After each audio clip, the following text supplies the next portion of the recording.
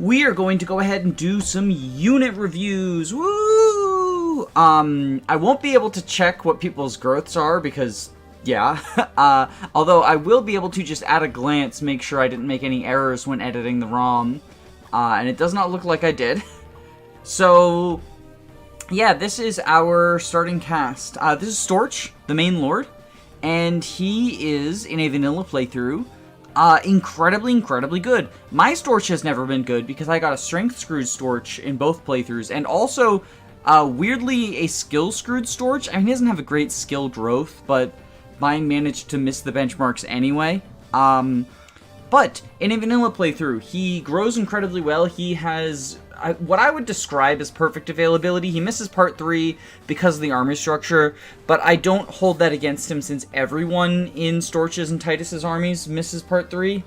So I consider, those to be their own separate availability pools, right? In the same way that I do judge Generation 1 and 2 of FE4, in the same way that I judge Grail Mercs versus Dawn Brigade in FE10. I do think that the Part 1 army, being Storch's and Titus's army, and the Part 3 army, being Waluyu's army, are separate pools of availability. He gets access on promotion, so he does have access to 1-2 range. As we'll talk about with some other units, lacking access to 1-2 range is not the death sentence it is in a lot of other Fire Emblems, especially a lot of other GBA Fire Emblems, just because of how player phase focused this game is, which is part of why his level 10 skill, or rather his level 15 skill of Desperation is very good, because it lets him sort of attack on player phase. He can double without facing retaliation if Desperation is active. But the biggest thing, I think, is, well, his leadership stars, which is going to grant +5 hit and +3 avoid to all units at all times, just for being out there, and Charisma, which is 10 hit and avoid to all allies within 3 tiles. This will be important even in zero growths. I do think that his combat is also phenomenal in growths, but it's not going to be in zero growths. It'll probably be pretty good for, like, a few chapters, and then it'll be, like, serviceable, and then it'll be bad and he'll just be a Charisma bot. But, it's better than some lords are. He also has, like, a decent support list. He has Cat's Blogger, which is really good, too. Technically, he has a second PRF, but by the time you get Cornhusker, Lamau, he's not doing combat. That's Storch. Here's Esfer. She is often described as the Jagan of Vision Quest. I don't think that is accurate. Look, she has the same strength as Storch. She just has more speed than him. I think she has more weapon rank. She can use the Ruby Sword because she has C rank swords, and I believe Storch starts with D. Yeah, he does. And the Ruby Sword is the sort of like... So, like, Pandam made a sort of half Jagan, I would say. Like, it feels close to Nolan, but not quite, because, like, she's not a growths unit. Like, she is just here for her bases. And one of those bases is the weapon rank. Because, like, the Ruby Sword is kind of the equivalent to a Silver Lance or Silver Axe or whatever silver weapon you usually get given, except for it's a C rank instead of an A rank. So, like, its benefits are less than the Silvers would be, but it's still a benefit. And, of course, the big thing, 14 speed and pass on a thief is very nice. I do think that of the thieves to thieve, she is the best of the 3 of them. We've got Esper, we've got Ottilie, and we've got Dreyfus. I do think that when Dreyfus shows up, you ditch her for him, but I would prefer her skill of pass to his, which is pivot. It really doesn't help him in stealing. The reason that he... Well, we'll get to that when we get to him. I do think that, like, once he shows up, he's probably the... If you're only deploying one thief, it's him, because his combat's better and his con is better, which makes him better at stealing later. But I think earlier on, I would really like Esfer as, like, just being able to pass and steal things. Like, run past people, pass, steal gems. And that's going to be huge. That is huge in a vanilla playthrough, but that's going to be equally huge in zero growths. Until it's not, because eventually we will fail to hit some speed thresholds, which is going to be tragic. Vagas is another unit that I think is quite good. His skill of Nihil is not especially good. Later on, pre-promotes and level 15 unpromoteds will have their class skills, and sometimes bosses have skills, but I think that it is a rather unimpactful skill, and it's on a lot of units, so that's kind of tragic. But he has pretty good strength and speed growth, and becomes a warrior. I'm a big fan of warriors. Being bow-locked before promotion is actually pretty good. Flyers are threatening, and they start showing up pretty quickly in the campaign, so having a high-strength bow user is very nice. Again, like, just highlighting the Jagan versus, like, she's not really a Jagan. He has more strength than her. He's slower, like, she'll double, she's probably dealing more damage overall, especially because he starts out with an iron weapon and D-rank bows. But it is much closer than, you know, your Jagans, or even, like, yeah. I think that Esper is not a Jagan, but she ends up sort of filling that. Maybe she is. It's a weird approach to it. I like it. I really do like it. She's a very valuable unit in part 1, and part 2. Like, she's just valuable until you get Dreyfus. I think I deploy her every map just because there's so much to steal. But enough about Esper. Vagas just grows really well. Like all warriors, high strength, generally less defense than, like, the weak point, I guess, is the defense, but they do tend to get really high HP, and he's no different. But Nihil just makes it so he doesn't especially stand out in the skills category. He is really leaning on those stats. You know, he gets the warrior skill as well. I am failing to remember what that is at the moment. But you can just, I don't know, you can use, well, there's not that many other warriors, are there? There's Freya, who sucks, and then there's Male's father, Cygnus, who's, like, shows up incredibly late. So yeah, I think Vagas in a vanilla playthrough is, like, if you want a warrior, Vagas is probably the best candidate, and, like, bows are very, very nice early on. Yeah, I'm a fan of him. I used him in my hard mode playthrough, and he was huge, but it was really just the stats. It was not anything else about it. Well, the stats and the access to bows. It wasn't really anything else about him. Arcade is our axe mercenary. His personal is, not Gentilome, but it's the other one. Oh yeah, it is Gentilome. I got Gentilome and Demoiselle mixed up, but he's protecting females. Yay, hooray. He respect women. His stats are fine, they're balanced, his growths tend to complement them. Vagas gets a little bit more strength than speed. Arcade gets a little bit more speed than strength, but he, like, as to be expected for a hero, or a merc into a hero.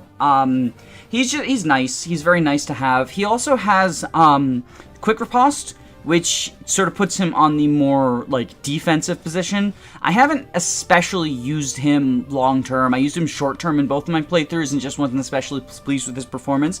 He does have a personal at the Kayatsu. It is a Reaver Hatchet. I don't care for it personally. I feel like... So it gives him weapon try. It feels like the two qualities are kind of working in opposition to each other, because it's a Reaver, so weapon triangle over swords, but it's a 1-2 range, and that means going into combat against 1-2 range enemies. Those tend to be lance enemies with javelins, so it kind of screws him over if you're using it for 1-2 range. And Vision Quest doesn't give you a hand axe for quite some time. There's one in a village available in Chapter 4, and if you miss that, you have to wait until, I believe it's Chapter 7 shop. It's the one where you get Rustlin and Ljos as playable units. I believe that's 1-7. That is the first shop where you have hand axes available. And yeah, you have quite a few chapters before then. Oh wait, no, I think that's 1-8 actually. And in addition, there are 2 Gaiden chapters before it. So it's a very long time before you get a bunch of 1-2 range axes. So you will end up using the Casio just for the fact it's 1-2 range. And it kind of feels like it sometimes hurts that it's a Reaver. I don't know, maybe it's just me. Maybe there are good groups of 1-2 range of, like, sword users and bow users. But anytime it's used against, like, a javelin user, the Reaver hurts it. And it gets a hand axe user, it doesn't really do anything. The Might is also, like, you know, 6 might. 1-2 range is not especially great in this hack. They tend to have very, very low might weapons and low durability, and the Casio is no different, but, you know, it's nice to have, especially in the first few chapters, like, 1-2 range is still 1-2 range, and he's going to be quite useful as a result of that. And last but not least, we have Lara, and Lara is sort of the growth unit mage. She has Miracle, which is closer to holdout than anything, but this was before Engage, so hashtag Pandan did it first. But yeah, from my recognition, I used her once, and then I just sort of used her as a filler in my hard mode playthrough. In normal mode, I used her. She just lost too many coin flips, and Vernon was better when he showed up. And I could hashtag just use both, but there were enough units that I wanted to use that I ended up not doing it. I do think that she's in a pretty good position as the only magic user for quite a while. The next magic user you get is Titus, and he joins in, I believe, 1-9. It's the chapter after the hand X's that I just talked about. So if I got numbering mixed up, then my numbering's mixed up on both of them. But it is one chapter after Rustlin and Ljos join. And if you want to be able to use magic, you gotta use Lara. I guess the other option is you could use the first Earth Seal on Osan or Onisim in order to promote them and give them Anima or Light Magic respectively. But you get that Earth Seal at the same time that Titus joins. So Lara is still the only tome user until Titus joins. And that in and of itself is a very good niche because Armor Knights and Generals, well I guess only Armor Knights at that point in the game, but Armor Knights are very difficult to deal with your physical units. You can use effective weaponry. I believe you get the hammer in 1-4, and Storch has the Katzblogger, and I think there might be an Armor Slayer somewhere, but I don't remember where you get it. But effective weaponry is pretty rare overall in the game, but especially early on. So Lara being able to hit on res is nice. Obviously 1-2 range, but she's not super bulky. That said, Miracle, the fact that it functions similar to Holdout, means that she can survive. She can always survive at least one round of combat. And often her bulk is enough to do that without Miracle, but even when it's not, Miracle will make it so she survives a round of combat. Or rather, she'll survive one attack. If she's getting doubled and one shot both times, then she won't survive. Or if she's getting doubled and like knocked below Miracle range, then she won't survive. But she can often survive a round of combat without Miracle's help, and Miracle can push her over the ability to do that when otherwise she wouldn't sometimes. She also has another PRF. It's the Wind Tome. It's just like slightly higher might and slightly better accuracy than Fire. It's nice to have. It's probably what I'm going to be using the majority of the time with her, just because her stats are not going to continue to grow as she wants them to, so being able to use that to, you know, supplement that for the long stretch of the game where she's going to be my only caster. Well, I guess technically I get the Wizard Bow, too, so she's one of 2 casters, that being the other user, the user of the Wizard Bow being the other quote-unquote caster. But yeah, that is the Chapter 1 squad. We'll be right back. Now that I've done unit review, I'm just going to cut so that I can go to actually playing the map. Okay, we just got a new unit, and that's Natsuko. This is the early Pegasus, and she's quite good. Her personal skill is lightweight. If she has an inventory of 3 or less, attack speed +3. And it's nice because, like... Oh, right, I don't know why I tried to show you the growths. Oops. It's nice because early on, she can actually struggle to hit doubling thresholds without lightweight active. It is frustrating to manage her lightweight, and I do find that in the mid-game, her speed... Like, she gets to a point in the, towards the end of part 1, where she's doubling without lightweight, so you don't have to care. She has 5 inventory slots. But then in the mid-game, enemies start getting faster, there start being more promoted enemies commonly, and suddenly it's a problem again. And you have to approach every map with a frustrating, figuring out what her job is going to be for the entire map, and like, fixing her inventory to just be that. Which is doable, but it is definitely, it leaves her less room to be able to improvise and move to another part of the map where she might want a different inventory, whether that be like a pure water, whether that be a torch, whether that be a healing item, whether that be lances upon promotion, because she's a sword peg, which is, in my opinion, very cool that the first peg is a sword peg, right? because generally lances are more associated with pegs. Even in Engage, which had sword, axe, and lance pegs, the only peg that you get is a lance peg. So I do think it's cool that we get a sword peg right off the bat. She starts with a Lady Blade, which is functionally an iron sword that is effective against thieves, pirates, and brigands, and is quite useful as there are a couple of brigands up here. Unfortunately for her, there's also a couple of, no, you're not, you, okay, steel. Unfortunately for her, there's also a couple of archers up there, which makes her initial performance a little bit, shaky, I guess, I would say. His father, who is Larissa is a recruitable character, so we're gonna talk about her. I think Larissa is an incredibly strong unit. Armors in Vision Quest have 5 movement, that is standard infantry movement. And Larissa actually has a pretty decent base speed for an armor, like 6 speed for an armored unit. If you want to compare that to, that's 1 less than Storch's base speed. A little bit less than Natsuko. It is 2 less than Arcade. It matches Lara. It matches Vagas. And her growth is, well, not exceptional. It's not like the terrible Armor Knight speed growth you would expect. So between regular movement, pretty good speed, and the fact that enemies tend to be quite threatening, so a high defense unit is quite desirable. I think Larissa is actually a very good long-term unit. I used her I used her for the entirety of the game, and got her paired in with Storch in my first playthrough. And then I used her what I would describe as like mostly long-term. I used her for parts 1 and 2 in my hard mode playthrough, and then she was ready to go in part 4 when the armies merged, but I just had some other units who I wanted to use more than her, just because I'd used her in the previous playthrough. I like testing out different members of the cast and see how they perform, but I do think that she is a candidate, like she's an elite unit in my estimation. Her personal skill is also Strong Riposte, which means that she does really good enemy phasing. This is the hero skill. But yeah, +3 damage when under attack, so on enemy phase.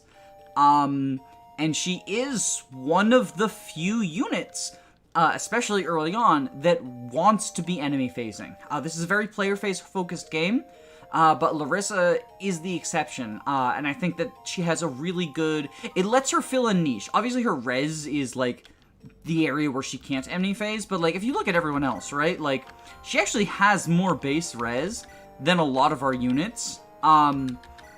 Obviously not more than Natsuko, and obviously not more than Lara, who is a mage, but the low res is not unique to Armor Knights. It is an attribute shared by multiple characters.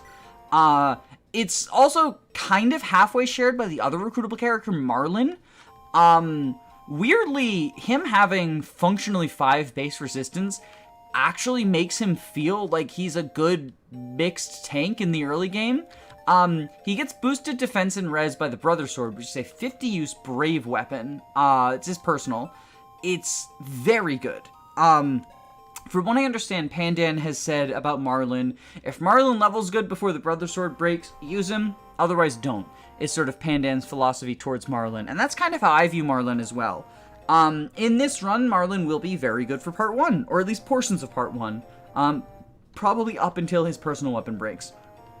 I do plan on handing him some weapons that are not his personal weapon, but he's primarily going to be using that because it's like, it boosts his defense and res, and it's brave. Like, it's very good. It has a little bit of crit on it, too, which, like, sometimes he gets a lucky crit, and that's nice.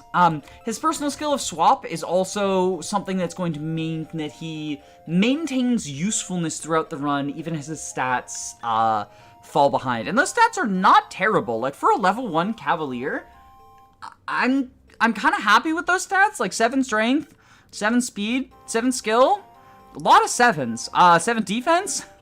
Yeah, I'm pretty happy with these. 7 move. 7 move on a swapper with Canto, and you can Canto after swapping, so it's nice. I like where he is as a unit, both for Zero Growths and for Vanilla. I used him long-term in my first one, and I didn't in my second. I do think his growths are, like, leave something to be desired, but if you get lucky, like, he certainly has the tools to, or the singular tool, well, I guess 2, like, him being on a mount, too, the tools to allow him to train, And we have, well, we have 2 new units, but only one of them is blue at the moment.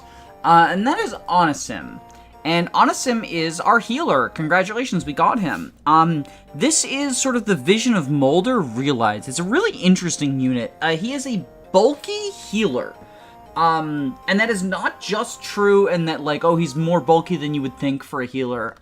He's actually surprisingly capable of frontlining if, like, he gets leveled, right?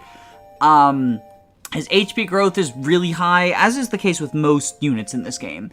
But his defense growth and HP and defense bases are also pretty decent. And his res growth is, like, okay-ish, but it's really the physical bulk, which, if anything, really stands out even more for a healer. The idea is that he used to be a pirate, and so he's sort of statted like a pirate. His magic growth is also... it's not the best in the world, but it's enough that it keeps up. The big thing that holds him back is that when he promotes to bishop, he has light magic. But he, like, is a bulky healer. He can generally take a couple of rounds of combat, even on herd mode. Helping that even more is the fact that the priest's level 15 skill is Live to Serve, which is a skill that is very good in Fates. Pretty bad in every iteration after that, and that's because Butler is really the only class that, in vanilla Fire Emblem, is capable of doing combat and also using capable of frontlining with combat and also using stabs. In general, you don't want your healers to be tanking, is why Live to Serve just tends not to be a great skill. Like, it's not, it comes in handy sometimes, but it's not like the overpowering great skill that is in Fates, where it's like you heal 2 units who are going to be frontlining a lot, right? Onisim is a unit who's going to be frontlining a lot. Especially because he supports up with a unit who I really like frontlining with. I used him, he was, like, by far one of my best units in my first playthrough, just because Storch got strength screwed, and that's Nazar. He's a berserker, he's a pirate, promotes to berserker. He has a unique palette when he, or not unique palette, unique sprite when he goes berserker. He has Wrath, which stacks with Berserker's crit bonus, to make him just a really reliable crit machine with very high strength. Again, good defense, not good defense, good HP, meaning that he can go into Wrath Threshold and not be at risk of getting just one shot, which is very nice. Very good strength as well, because, you know, Berserker uses axes, very high might weapon. His speed is okay as well. The biggest downside is his defense and res are abysmal. But these are our new units. This is Sri and Dewey. I'll talk about Sri first. Sri is a quite useful unit in vanilla. Quick burn is, I mean, it's fine. It's better than slow burn. I'd rather have the hit and avoid bonus at the beginning of the map than the end. The big thing is, you know, bows are good on a player phase heavy game, and he's got access to them, and a horse, and horses are good too. I've never used him long term, but I feel like I used him for the majority of part 1 pretty regularly.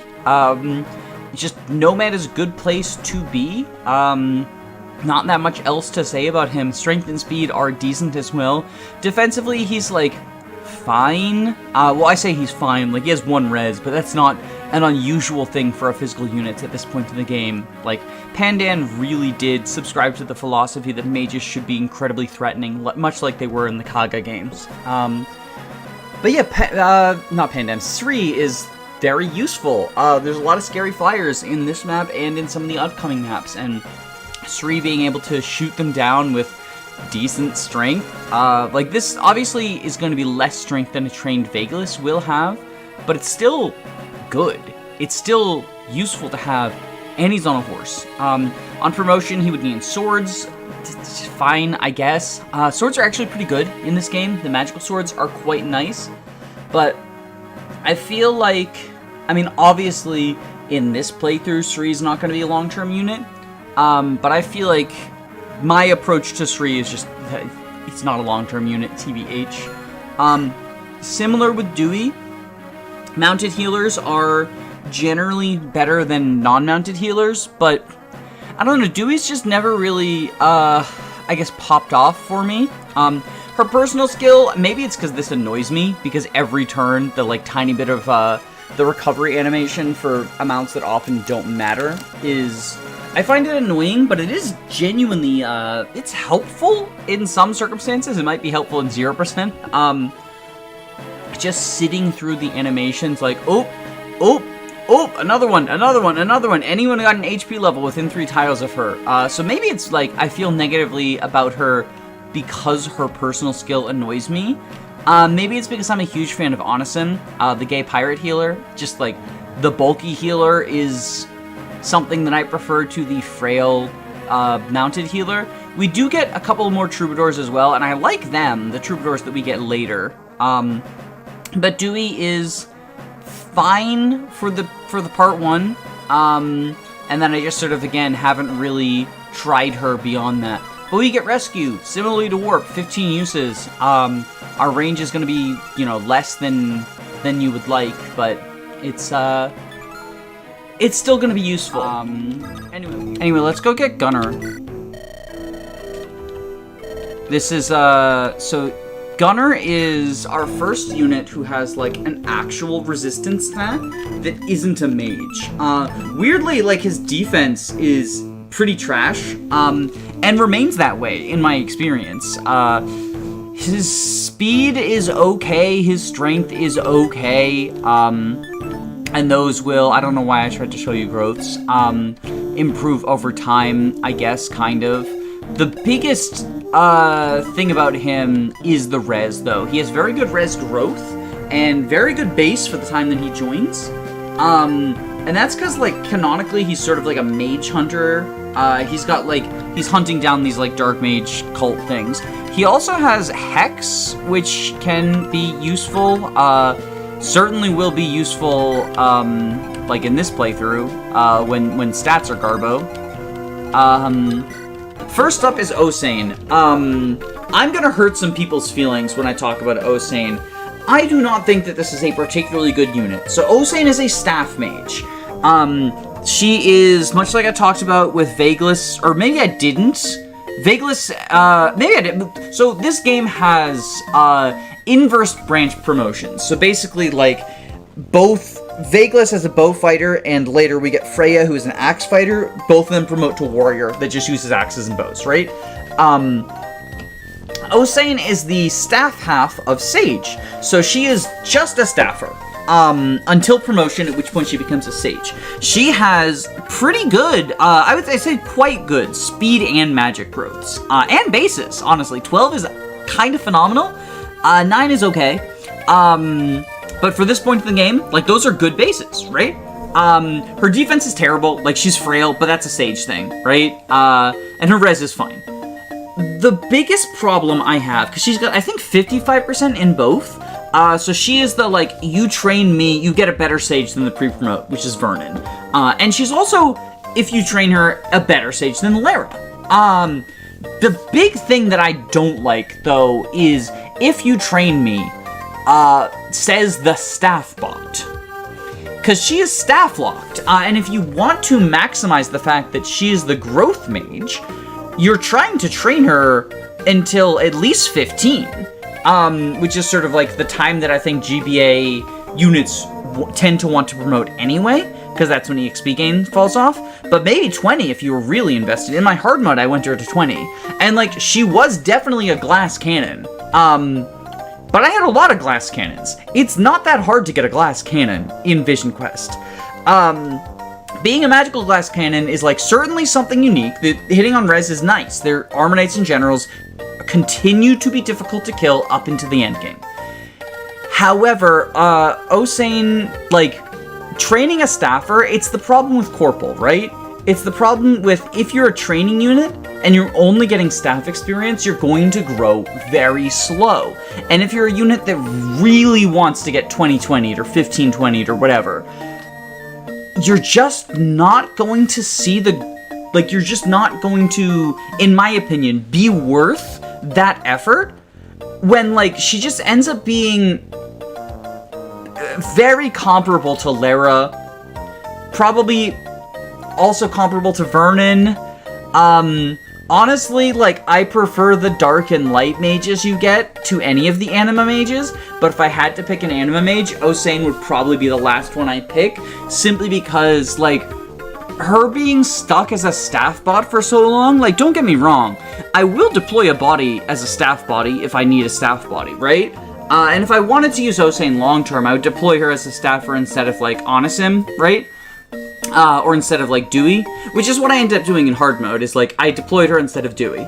I do think Dewey's better, because she's on a horse. And I think Onisim's better because he's bulkier and joins sooner. And, like, yes, she has better magic, but, like, I don't think that's super relevant on a healer. Yeah, I'm not a fan of this unit. I know that she has her fans. I know that there are people who swear by her. I know that she has an adorable sprite both in and out of battle. I think that if you want an anima mage, you choose one of the other ones, and if you want a staffer, you choose one of the other ones. Like, she doesn't offer anything unique as a staffer, she doesn't offer anything unique as an anima mage.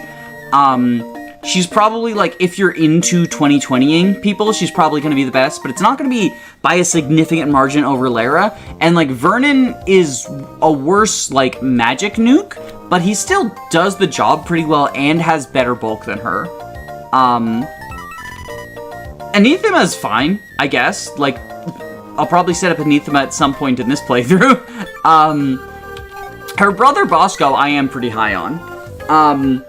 I like the soldiers in this game. Soldier into Halberdier gets the crit bonus at level 5. Halberdiers, snipers, swordmasters, and berserkers all get crit bonuses upon reaching level 5 promoted. They get 15 crit.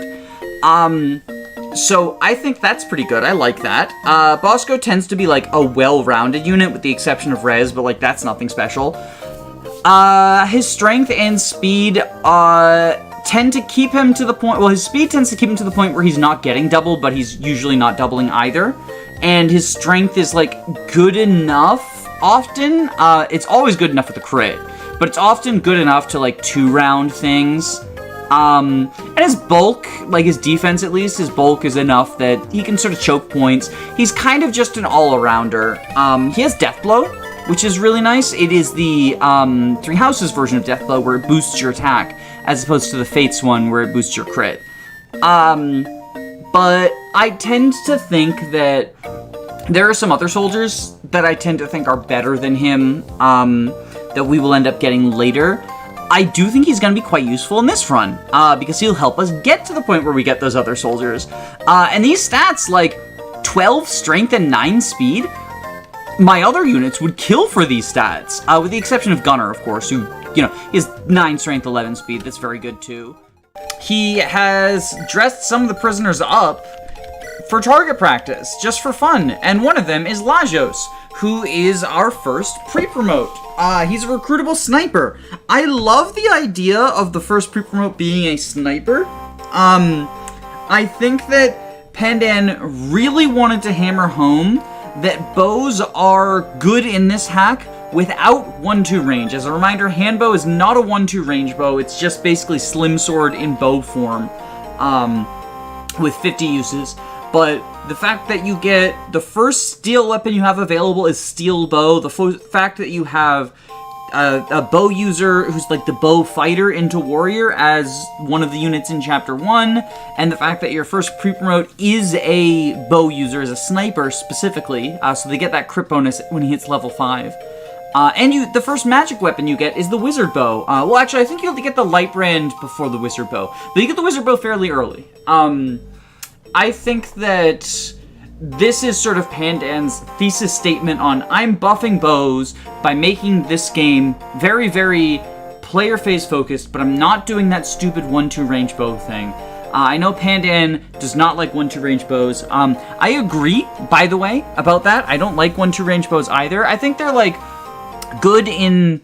I think if a game is designed with that in mind, like, it can be fine, but I prefer when you fix swords by not just giving us, like, throwing swords, and you fix bows by not just giving us one-range bows, right? Like, I think Fates' approach to swords, where it's just like, well, we have a javelin sword now, is boring and dumb. And I think that a lot of ROM hacks giving you 1-2 range bows, I don't care for, like, the short bows, I don't care for those either.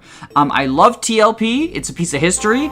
I do not like that it's sort of, like, introduced and made into the consciousness short bow 1-2 range type deal. But that's a thing for another time. Ljos himself, unfortunately his personal skill is swap, which, while that's fine on Marlin, a unit with Canto and high movement, not exactly what I want on Ljos, TBH. He has Certain Blow, that is the Archer level 15 skill. Pre-promotes start with the level 15 skill, it's just assumed they got to 15. His stats are pretty good.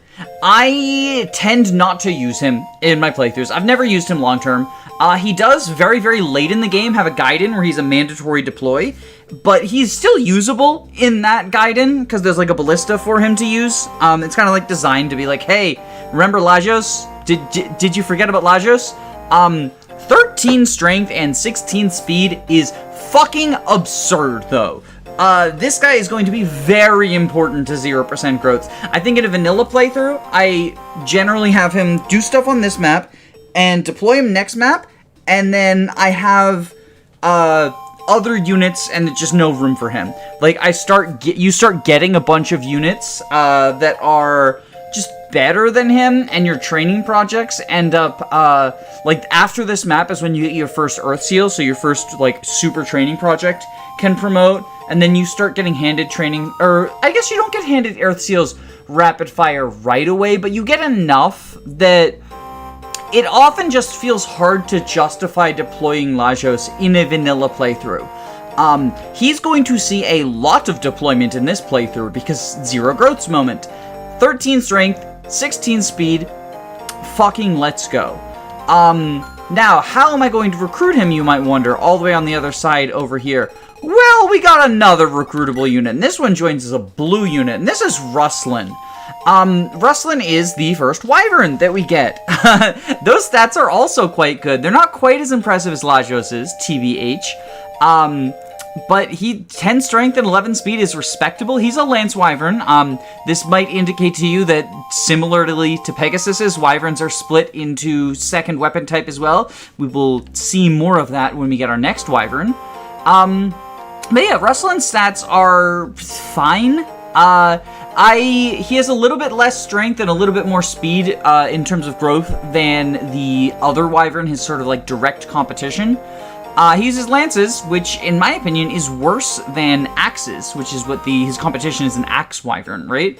But his big niche is that he's a Canto unit with reposition. Not just a Canto unit with reposition, he's a flying unit with reposition.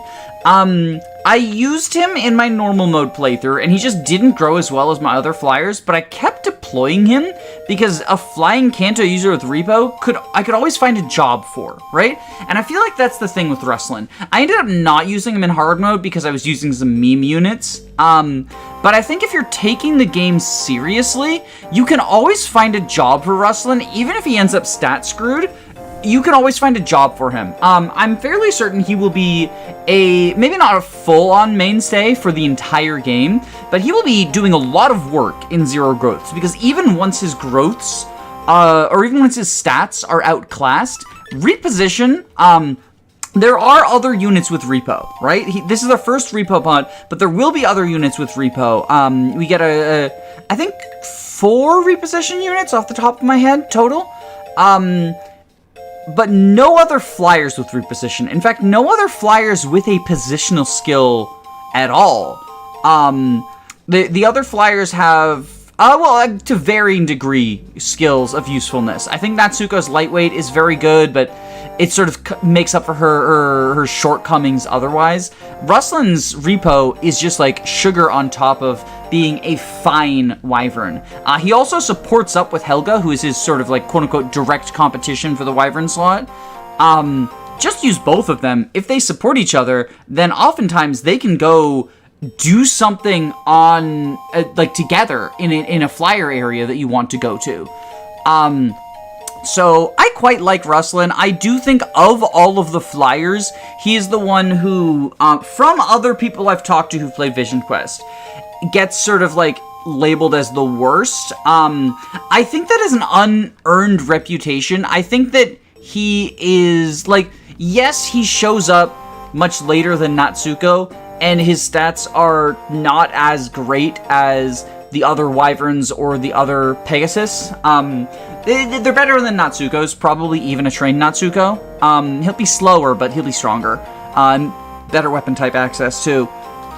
But Repo means that no matter how stat screwed you are, there's a job for you on at least some maps. And I like that in a unit. I like a unit that's able to... It's a very unique utility. Flying Repo is good. And he has Canto, too. Much like Marlin with Swap, he can Canto away from repoing people. It's just very nice. It's just very nice. Hack. Titus, so let's go ahead and talk about him.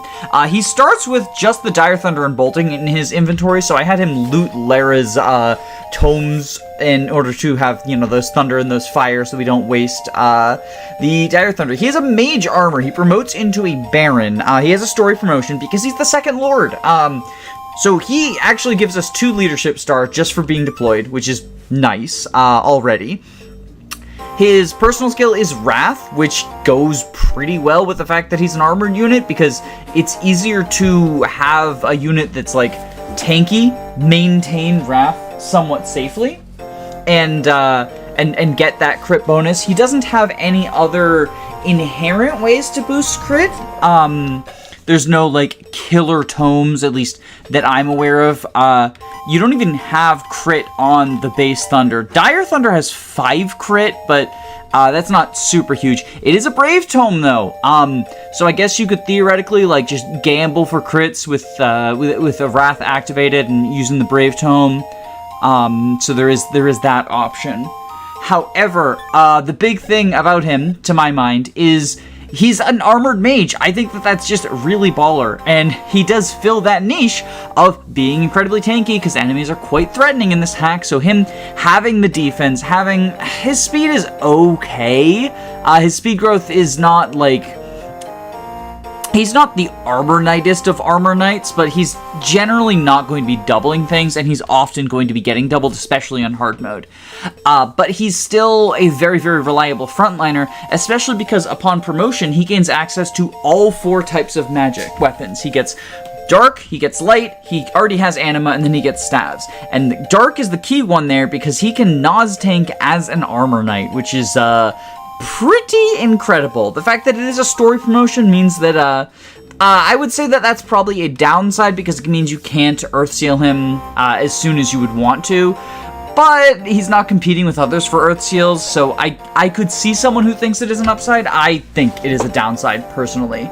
But I really, really like this unit. I feel like I use him every playthrough. I'm obviously going to use him in this playthrough. He's forced in a couple of maps, because he is a main character. But unlike Storch, he's not forced in every map. Like, he's kind of like Eliwood in Hector mode, right?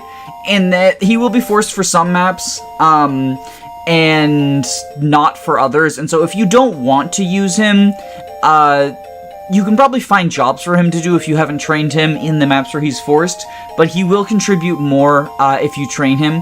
Well, I guess that's not a great example with Eliwood, because, like, Eliwood is someone who I don't think you should train, but Titus, I think he turns out well. I think that he does fulfill that role of being a magical tank, and if yours gets stat screwed, you can make him still into a staff bot. Like, he gets staffs on promotion and doesn't have to use an Earthseal to get him.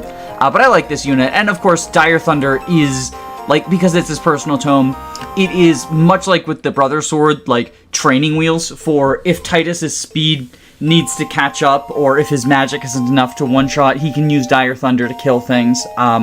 Or you can use it when he's trained and have him kill bosses that he wouldn't otherwise. I really like this unit, and, of course, favorite character in the game. I think he's very well written, but this is not a story character analysis. I'd be here all day for that.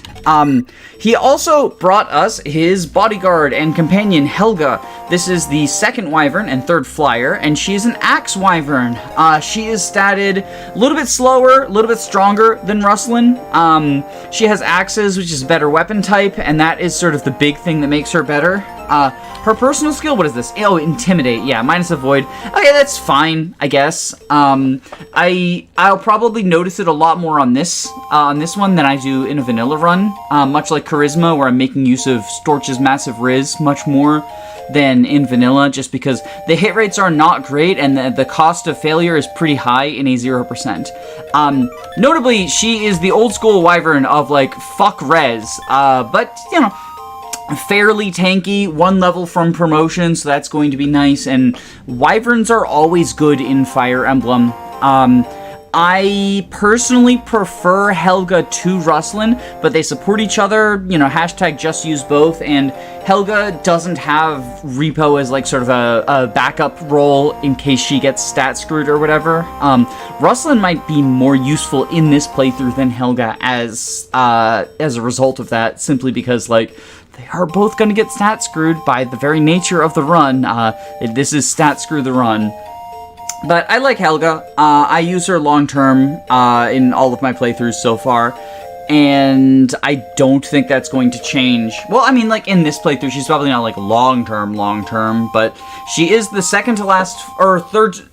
No, we get 2 more flyers. We get Hunkalani, and we get Onderdonk. But she is the...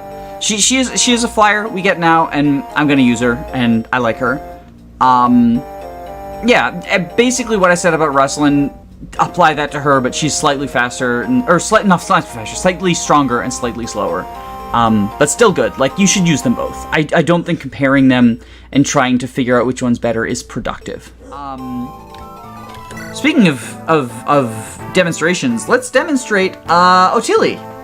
Otili is the second thief that you get. I have heard some people suggest that she is better than Esfer, quote-unquote, long-term, because she has, like, slightly better growths. It's like a 10% difference in the relevant stats, being, like, strength and speed and stuff, right? Like, I don't think that Otili is better than Esfer in any situation. She joins here in 1-9, which is functionally the 11th map if you did both guidance. She joins here with stats that are actually worse than Esfer's bases almost universally. Her luck is better and her speed is better. But Esfer's probably leveled quite some by now. Like, my Esfer is 5 levels above base. She starts at 9. Now, lower level, Otili will level better, faster, whatever. It doesn't matter because neither of them are being fielded after Dreyfus shows up. And I think that the combat requirements in Vision Quest are high enough that I don't have room for a second thief. Now, I usually deploy 1 thief per map, at least until part 4. There's usually a lot of stealables, and I care about my economy at that point. Eventually, I don't care about my economy anymore, and I can just make do without stealing the stealables. But I usually want 1 thief, so having 1 thief is good. And Otili is... So I think she's a bad unit. I think that she is a great piece of design, because she's pretty clearly, at least to my mind, pretty clearly put here as a safety valve for Iron Mans. She is in every conceivable way, other than, I guess, 10% extra growths in, like, strength and shit, a worse unit than Esfer, who's a Chapter 1 unit. And fulfills the same role, too, of just, like, being the utility thief, right? Like, let's take a look at... She has Acrobat, which, like... if I'm using you just for stealing, Pass is so fucking valuable. Acrobat, what is the point of that? Yes, it makes your movement costs only be 1, right? I don't care about that. Usually when I'm deploying thieves, they're not going over terrain. They're not going in areas where there's a lot of terrain. I feel like you deploy them on indoor maps for chests or outdoor maps to steal specific things. And I guess in the outdoor maps, if you're stealing something and there's like a river to come across, that's fine. But like Acrobat just doesn't feel... It's already a skill I'm not super high on, and it doesn't feel great on a thief unit. But she's a nice backup. She's a safety valve. I appreciate that this unit exists in the game. I think that it is a net positive. That said, I'm probably going to continue to deploy Esper instead of Audley, unless there's a steal where, like, the 1 extra base speed makes a difference. First one is Zoya. Zoya is, so from looking through all of Zoya's supports and paired endings, I suspect that the reason that she is betraying, like turning traitor, right, is partially because she believes in the ideals, right? She also has a huge crush on Titus. It's actually really tragic. In all of her paired endings and solo endings, it's about, like, how she's like Cordelia, she with Crom, right? But she can never get with Titus. Her paired ending with Titus is just about how much she loves Titus, but Titus doesn't reciprocate, just because of where he ends up in the story. Her paired ending with Hollis is that Hollis loves her, but Zoya only has eyes for Titus. It's really tragic. I love this unit, though. This unit, rather than being sort of like the all-arounder like Bosco, she has a little bit less strength than him, but makes up for it with speed. She will regularly be doubling people when trained. And doubling people gives her more chances to proc crits based on the help of your crits. Her strength difference is not enough to be super impactful to my mind. I still think that she does good enough at one-rounding people by doubling them. Like, she'll be doing more damage because she's doubling them. And then she has more chances to crit if you care about doing, like, Killer Lance type deals. She also just has Spur Strength, which is a base stat skill. Adjacent allies, +3 physical damage. I really, really like this unit. She is probably not the strongest soldier in the game. Well, I think maybe she is. It's either her or Bosco, right? The other two, I like them too. Well, I like one of them. The other one I'm take or leave. But these ones, because they joined so early, because they can be trained, because they have good growths, availability, whatnot, I think that it's one of them, and I'm personally more of a Zoya than a Bosco. I do also think they're both worth using. Like, I used both in my most recent playthrough, using both together. Eventually I ended up dropping Bosco, because he got a little bit screwed by coin flips. But I really, really like this unit. I'm probably a little bit biased in her favor. She's got like a 40% strength growth and 55 speed, I want to say. Her bulk's not bad either. For a unit who is not an Armor Knight, she actually has decent physical and magical bulk. She's a pretty good mixed bulk. Like, not the greatest. You can't just, this is not a game where you can just send a Lance user at 1-2 range against a bunch of enemies and succeed. Like, you won't be successful. But she can hold portions of maps, for like a turn, right? I think she's good. I have never used Hollis, but from looking at his stats, he appears to be the most Armor Knight who ever Armor Knighted. He does have higher base speed than Larissa, but bear in mind, like, Larissa joined how many chapters ago? And it's only by 2. He has a 25% speed growth, by the way, like, which is the lowest in the game. But he also has the highest defense growth in the game, and 15 base defense. His strength is also not bad either. This is the most traditional Armor Knight in Vision Quest, right?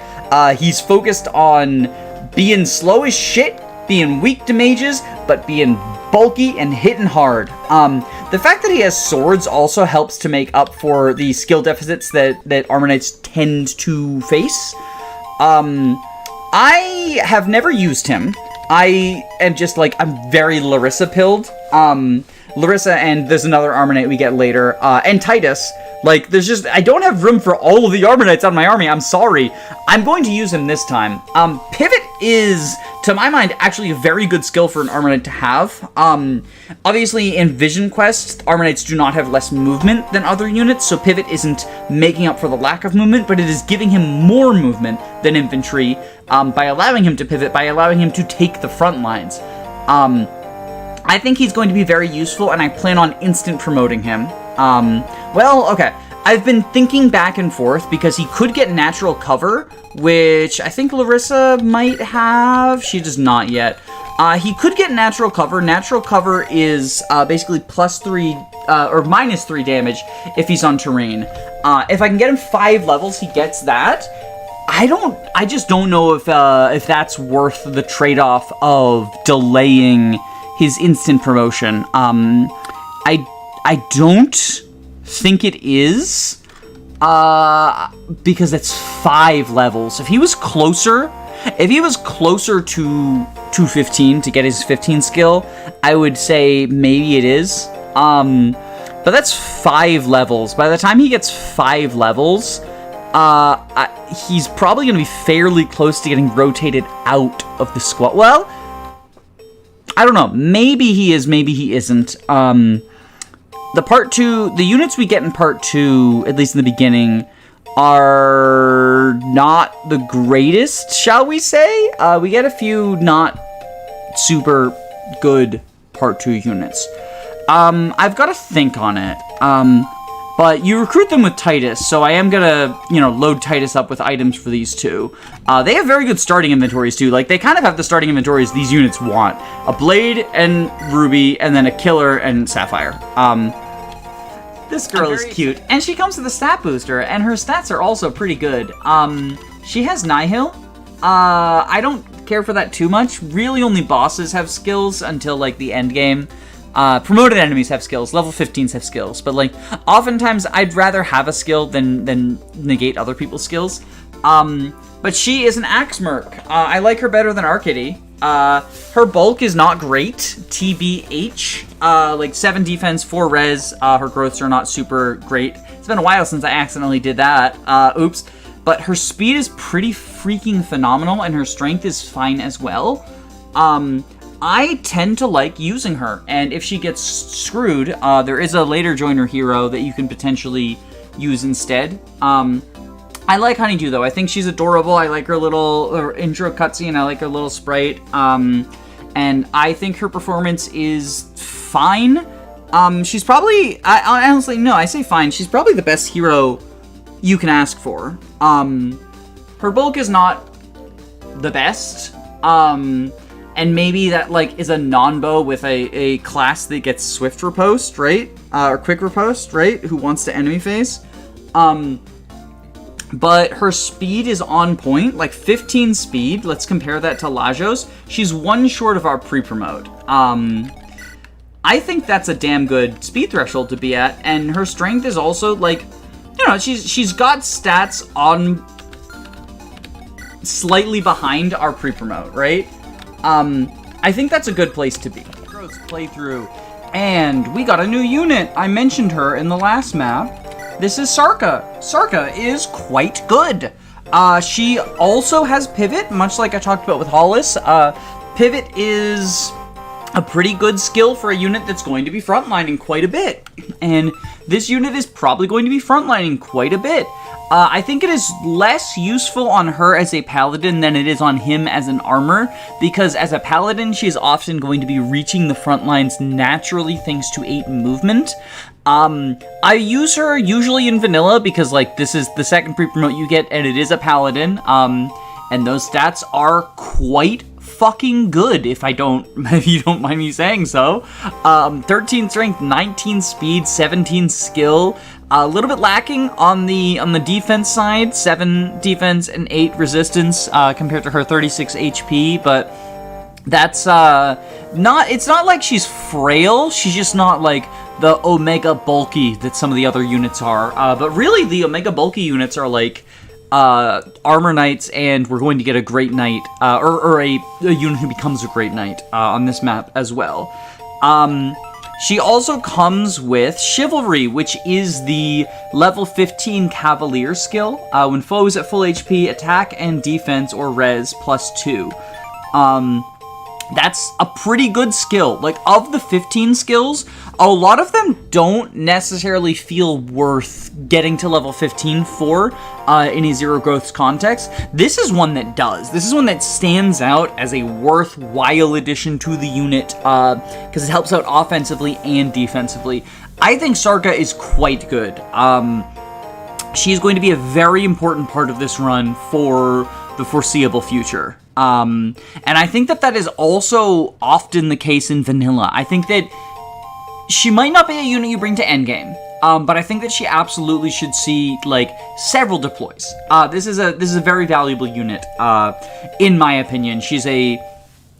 I wouldn't say that she's, like, an elite unit in, I've talked about a couple units who I think are some of the best in the game, like Storch and Larissa, I think are two of the best units. I don't know that Sarka necessarily belongs up there, but she dominates for a period of time, and that period of time is now.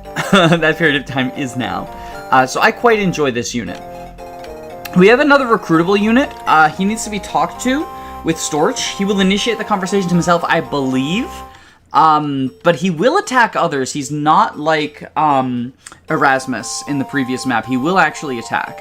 So this is Duck. I don't like Duck. I think he's actually quite bad. But because 0% growths, his combat stats are actually, like, sadly, better than some of my army. Notably, because he becomes a Great Knight, he's got very good defense, and very good HP. Like, this is a bulky boy. He has a Gaiden much later that he's a force deploy for.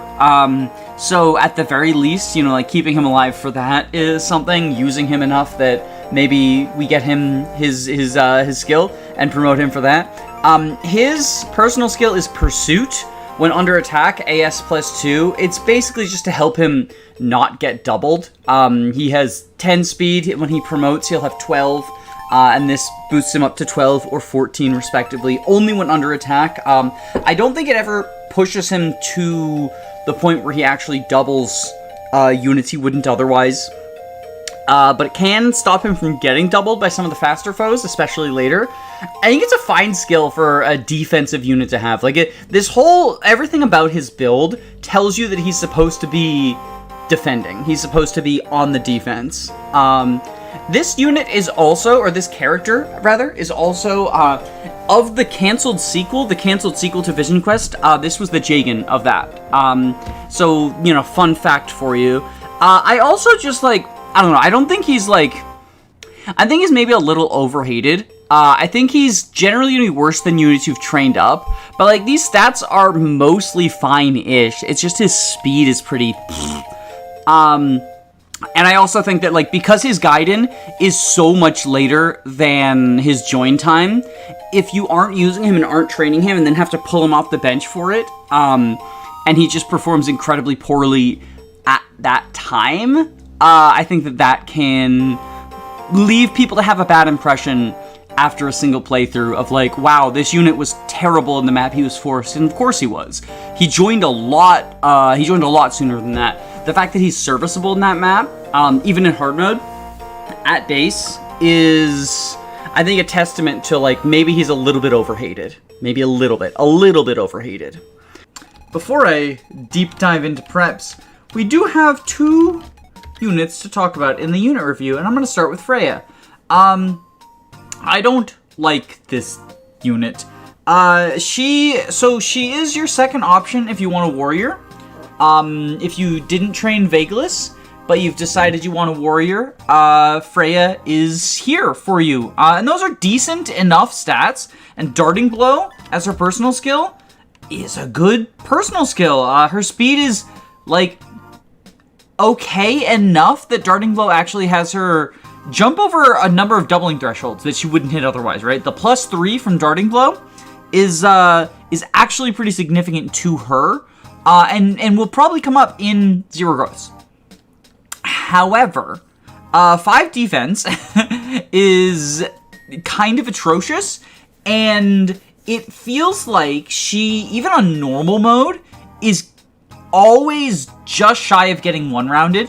And as a result, always getting 2-rounded. And not only that, just shy of getting 1 shot. And she just isn't doubled, but she's just shy of getting 1 shot.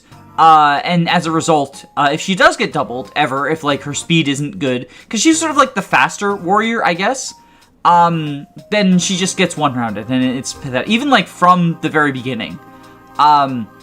Her strength is also just, like, suboptimal, and when I think warrior, I think big strength. I get the idea of, like, it's an interesting thing that we don't really get with reclassing of like taking a class that's usually in one area and putting in another. So she's the fast but not quite strong warrior. I just don't really think that it works. Because she's generally like not fast enough to like she's fast but not fast enough. Darting blow does make up some amount of that, but like it will start to just sort of, I don't know, she doesn't hit very hard either. I'm not a huge fan of this unit. All that said, I'm probably unfortunately going to end up using her, which is a shame. At the very least, I'll train her to 15 to try to make up for her lack of power with I forget the warrior skill, or what it's named, but it's basically it's +3 damage when you've or +3 attack when you are damaged when you're below max HP. Tien is a unit that I'm also super not high on. I mentioned not being especially high on Osan in her unit analysis, and I feel similarly about Tien. It just he joins significantly later, and his stats are only slightly higher than hers. Like, yes, Osan suffers from the fact that, like, staff experience is slow to get, so her, like, massive growths kind of, you know, struggle to be taken advantage of, because if you're trying to train her all the way up to, like, 15 or 20, before promotion in order to take the most advantage you can out of those growths, like, she just ends up being slowed down by staff experience. That said, Tien is slowed down by the fact that, like, he joins 7 chapters later? Yes, 7 chapters later. He joins 7 chapters later. 8 if you count the fact that, like, he probably isn't gonna be blue until the end of this map. And only has slightly higher offenses than her at base. And bear in mind, if you've promoted Osan, she can use C-rank anima, so it's not like she's stuck in, like, fire tomes or whatever. And he's a light mage, meaning that he's using, like, the weaker magic type than anima. And he's lagging far behind, and that's compared to Osan, compared to Lara, who, like, yes, her growths are slightly worse, but she's got, like, you know, more ability to grow. He's going to be lagging behind her as well. And both of them have a skill that's more useful than Slow Burn. I really don't like Tien. So there are the one advantage to light magic is there are dark mages that you want to hit with, like, Sephirim, which is effective against dark mages.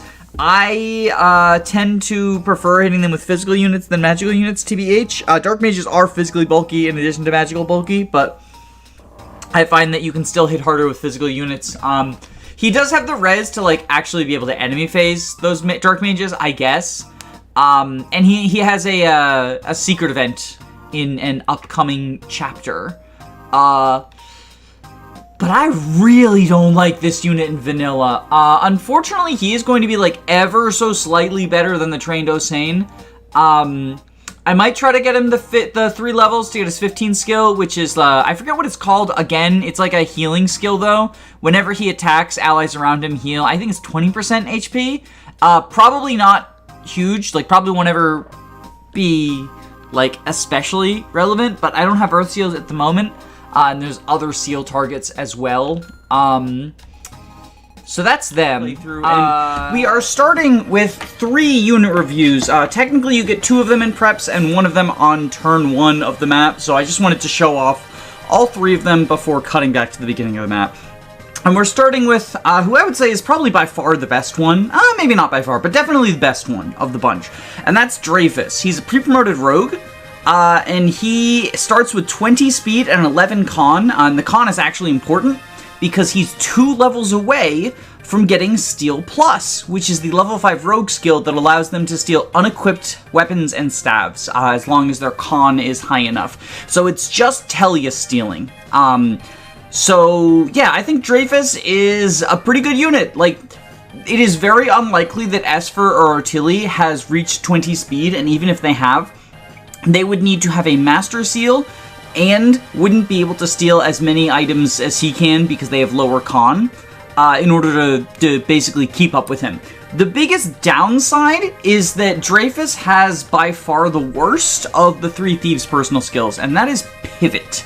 Now, I talked about how I actually like Pivot on Sarka and Hollis, but that's because they're combat units. Dreyfus's combat isn't going to be terrible, like, on join, but it's not going to keep up especially well, and he's mostly a utility unit, and pivot doesn't help him do his theft stuff, because while it does technically move him 2 squares, and so theoretically could bring him closer to a stealable, it takes his turn, like it is an action to do that, so it's not really productive, because I feel like he wants to spend his turns stealing things. I guess theoretically if you have a turn where you have to move towards something to steal and you pivot to get towards them, but you aren't close enough to steal them, like maybe it could help, but it seems super situational, and it would also put him on the front lines, and like, he's not super bulky. Like, 20 speed is nice. You could theoretically be like, oh, well, I'll just dodge tank with him. I just don't think that's where you want to be with Dreyfus. I think Dreyfus is mostly going to be doing thief utility stuff as opposed to frontlining, even if he's frontlining specifically for the purpose of getting to a bit of a stealable. All that said, I do think that he is, like, even in a growths context, he replaces Esper and Ottilie, because even if you don't care about the Constitution thing, it's very unlikely that they have 20 speed by this point. It just isn't going to happen. I guess theoretically Ottilie might be able to. She has a slightly higher speed growth, but even then, it's statistically unlikely. And you have to spend a Master Seal. It's just like a bunch of problems, and Dreyfus is the solution to them. Next up, we're going to talk about Naya. Naya is our first Myrmidon. It's kind of strange that you don't get a Myrmidon until this late in the game. But I guess part of the philosophy was like Myrmidons are a little bit overrated. I do think that this is a game where it's not terrible to be a Swordmaster for a couple of reasons. One is that it's pretty player phase focused. I would say that you can enemy phase, and some units definitely do enemy phase better, like the Armor Knights and Great Knights, and some of the Dark Mages too. But for the most part, units are not so bulky that enemy phasing is like a reliable thing to do. It's not going to be your most common approach to maps. So being locked to one range, or functionally locked to one range, because she can use the magic swords, but they're much more limited than, you know, buying infinite hand axes and javelins, is not the death sentence it used to be. You do get the crit bonus on level 5 as well. Their Swordmaster's, or rather Myrmidon's level 15 skill is Duelist Blow, which is pretty good if you're a player phase unit, which I think she is. And that combined with the crit bonus, combined with like decent growth, like her strength's never going to be great, but her speed is probably going to be great. And those are the two ones that like a player phase unit cares about. She's a little bit like frail, similar to Dreyfus, but she can actually back up her frailness by being a player phase delete button. Swordmasters also get access to a bunch of unique swords. That is something that's an advantage that they have over the other two single weapon classes, or I guess 3, being snipers, berserkers, and halberdiers.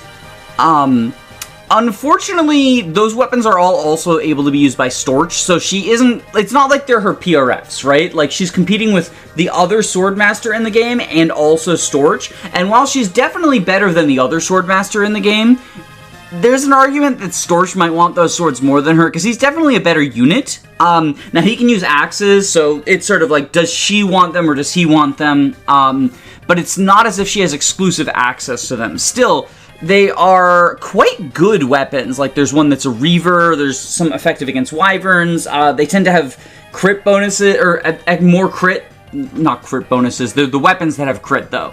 And some amount of, like, effectiveness or extra might or something compared to other swords, and they tend to be a good boon to being in the Swordmaster class, but Storch gets that bonus too, because, you know, that is a little bit rough for her, that she's competing with him over those resources. That said, like, I still think she's pretty decent. 1-2 range in this game is kind of trash, so the fact that the magic swords are stronger than, like, javelins and short spears, and also they hit on resistance, is very nice. Obviously, you get fewer of them, you can't just buy light brands and flame swords and whatnot, but she can use them if she needs to 1-2 range, and it's not as frequent as using hand axes and javelin, but it is more potent. Overall, I'm a pretty big fan of her. Oh, right, her personal skill is Vantage. I don't know that I've ever had this go off because she's not great at enemy phasing. And she relies on doubling to kill people. Doubling or critting. I guess theoretically, you could have her Vantage proc a crit, kill someone, and she doesn't take damage from them. I wouldn't rely on it. And I tend to think that her strength isn't high enough to kill things with advantage unless she's using an effective weapon. Which, granted, some of the Swordmaster weapons are, so I don't know. Maybe a situation comes up in this playthrough where that is relevant, but I haven't had... I think I had it come up when I used her in Growths. Like, I had it proc, but she didn't kill. So that's just sort of how I feel it goes, like, if you're the...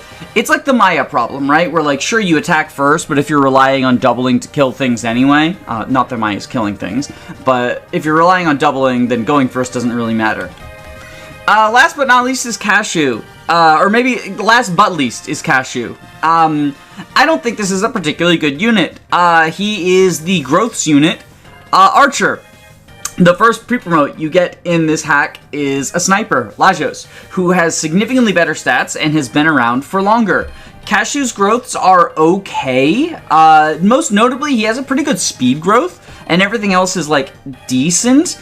But he is a level 7 archer, and, like, if you're in the market for a sniper, Ljos is right there. And if you just want a bow user, like, you have 2 candidates for warriors at this point. You have Sri, you have Ljos, you have Vagas, and you have Freya. Like, all of them can use bows better than Cashew. His personal skill is Nihil, too, which doesn't really bring anything to the table as a sniper. Nihil, in general, sort of has niche applications. Like, he can stop Nullify, so that Vagas can, like, kill the final boss with a hammer. I guess it can theoretically stop some, like...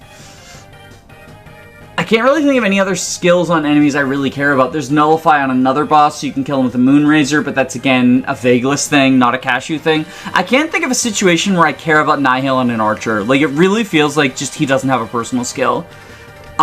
He does have this, which is a Brave Weapon of 8 Might, which is pretty good. It has a little bit of crit, too. Unfortunately, it sells for 1,500.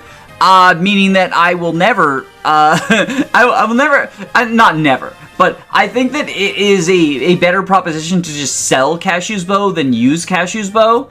If you want to train him, he'll probably end up better long-term than Ljos, but he just joins too late for the training arc, in my opinion, and he's not as overkill Growths unit as like, there's an Est later on who's, like, got Paragon and really absurd growths, and Cashew doesn't have either of those traits. I do think he has a very good introduction because there's a ballista right here that he can pilot, and there are constant Pegasus Knight reinforcements, so he does have a good introduction, but I just don't think it's... because he'll one-shot the pegs, right, with the ballista, but I just don't think that his good introduction is reflective of how he performs in the average playthrough. Like, if we just take a look, this is base Ljos versus base Cashew. I know unit by unit is, like, a pitfall, right? But it is just sort of to highlight how behind the curve this unit is in a class that is already fairly niche. At this point in the game, I feel like your bow user is probably not going to be a sniper. They're probably going to be someone who has access to another weapon type, whether that's a nomad or whether that's a warrior, in order to... And it's not like there's other ballista maps coming up. Like, this is the ballista map to sort of get the use out of your sniper on. And then we don't have another one until Ljos is Gaiden, and Ljos is force deployed there. So yeah, Cashew just sort of, like, very much on the lower end of units. You could train him, and there would be theoretically a bit of a payoff, but I just don't... I think that the 1,500 from selling his bow is a better payoff. But before we dive into the desert maps, we do have a couple of things to take care of in preps. The first of which is a unit review. What's this? A pre-promoted sage joined in the desert Who does that remind you of? You better not fucking say Pent, because he does not join in the desert. The most overrated sage in the fucking world. But a good unit, an actual good unit, is Vernon. His stats are not the most impressive, but they're pretty good for this point in the game. 15 magic, 15 speed, 8 defense on a magical unit too is quite nice. He has Spur magic, as his personal skill, which the Spur skills are, like, they're good utility. I think that him having Spur magic is not going to be the most useful thing in the world when he is the magical unit that's doing the most combat in the 0%, but it is a nice niche that he has. It's nice to be able to boost to other magic users. It's certainly better than some of the unit's personal skills like Nihil and whatnot, but it's probably on the weaker end of the various mages' personal skills, just because it limited usefulness in terms of how much it helps him as a unit. It's more of a utility skill on a unit who you don't necessarily want in a utility role. Like, I like the pre-promoted sage actually doing combat, personally, but he has beard jiggle physics, so that makes up for that. I quite like Vernon. I tend to prefer him over either of the mages you have to train, them being Lara and Osan, just because he doesn't require that training arc and isn't subject to stat screw. I do think that, like, Osan will be dealing more damage if you raise her at this point, and Lara is probably, like, a little bit better all around. But Vernon having that little bit of bulk and that nice spur magic is a very tempting proposition. I think spur magic might be better than Miracle at this point in the game, simply because, like, Lara making use of Miracle is mostly part of the training arc. He's Lara's he's like Lara's tutor or whatever. Oops. That was a oops. He's Lara's tutor, which is nice. Oh, also, worth noting, he starts with B-rank stats, too. So, like, very close to having AA, which is very nice, because any promoted sage is probably not going to. Like, despite getting Discipline at level 15, I don't think at this point in the game any promoted sage will have B in their secondary. Maybe they will. Maybe they will. But, yeah. It, all around, just a very good unit. Very nice. I don't think I've ever actually brought him to endgame. Like, he ends up getting overshadowed by the Dark Mages who join in Part 3, for me. I'm not a huge on the Anima people, especially since you already get one with Titus. But, you know, he's nice while you have him. He's got decent enough stats, and he certainly is on a map where it gives him a good first impression. A number of these units have now joined in maps that, like, really benefit their boons. You know, Sage in the Desert, not being affected by terrain, is very nice for him. And then there's, like, quite a lot for him to do over here as well. We have a couple of things to go over. First is unit review. This is Honkulani. Honkulani is quite good. She is a not quite pre-promoted flyer, but she's level 15, so, like, she kind of begs to instant promote. You could theoretically train her for a couple of levels, get her a couple of more stats, but her bases are actually quite phenomenal. 17 strength, 15, no, I almost said HP, not HP, 15 speed, defensive 7 isn't great, TBH, but, you know, by Vision Quest standards, no one is bulky. She's going to have more defense than Sarka when we promote her, right? So that's good.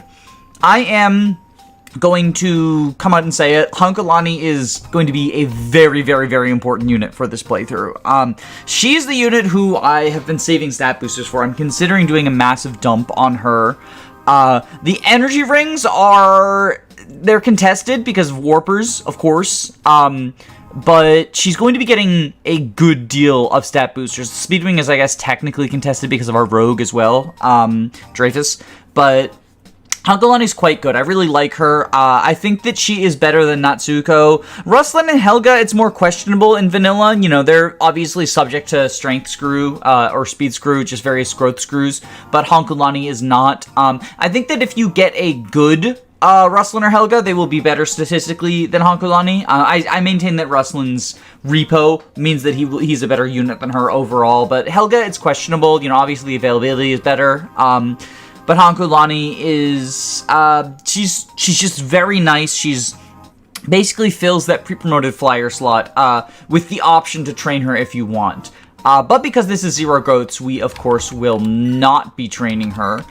So let me get ahead and grab this. If I can just scroll through all of the shit I'm hoarding. Look at all of these earth seals. I'm saving these for a reason.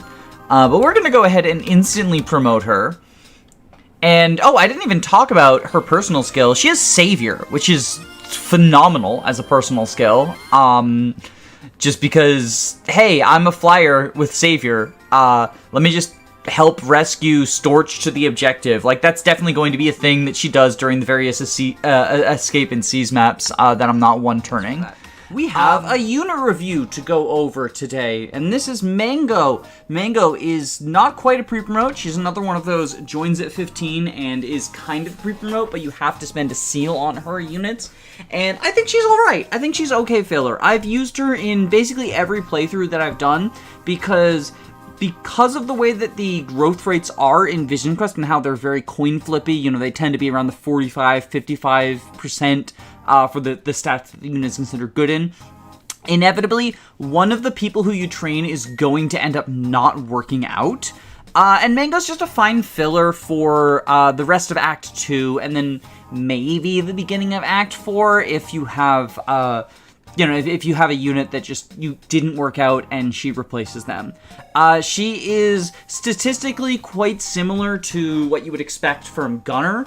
With the exception is that she has bad res and good defense, whereas he is the other way around. Although that is, the unique thing about Gunner is his res, and that's sort of the draw to him, which does make Mango a little bit lower, no, I wouldn't say lower quality, but there's less draw to her as a result. Still, physical bulk is good when you have Quick Riposte, which is the level 15 Merc skill. She has a really fucking weird Heroes-esque personal skill, Thunderstorm, that gives her some extra damage hit and crit if she's using a heavier weapon. And her con is pretty good, so it encourages you to use things like blades. She has a steel blade in her starting inventory. She is slowed down by it, but not as much as some other units might be, just because she does have a decent con stat of 10, and then that goes up when you promote her as well, obviously. I do think that you should insta-promote her. I've trained her to 20 once before. Her growths are just not worth the extra investment, and she is not a unit that wants to be long-term. She is very much a safety valve for either an Iron Man setting where people died, or a growth setting where people got stat screwed. We're gonna use her, obviously, because the point of this run is to simulate the worst stat screw possible. Of course we're using the safety valve for stat screw unit. I quite like her. I really like her. I know that she is sort of like criticized for she's not as fast as Honeydew. She's not quite as strong as like an average gunner. And she doesn't have that niche of res. Like, she's definitely, even without factoring in availability, I think she's the worst of the possible Merc candidates other than Arcady, because I have a hate boner for Arcady. But I think she has a place on most teams, and I do think that being that safety valve is a valuable role, and I appreciate that there are characters who fill that role. Let's talk about them. So, Saline and Jay, it's hard not to lump them together. They do have some differences, but they are both level 15 Cavaliers. One's a Sword Cav, one's a Lance Cav, but they join at 15 and sort of ready-made to get Master Sealed. So I do want to talk about them as a pair as well as individually. I think they're both fine. I don't think they're anything special, but you can pretty easily, at this point, have a couple of Master Seals lying around, just throw them on, one or two of them, and bam, you got another Paladin. They have very comparable skills to Sarka, who joined us at the end of Part 1. Or not skills, stats to Sarka, who joined us at the end of Part 1.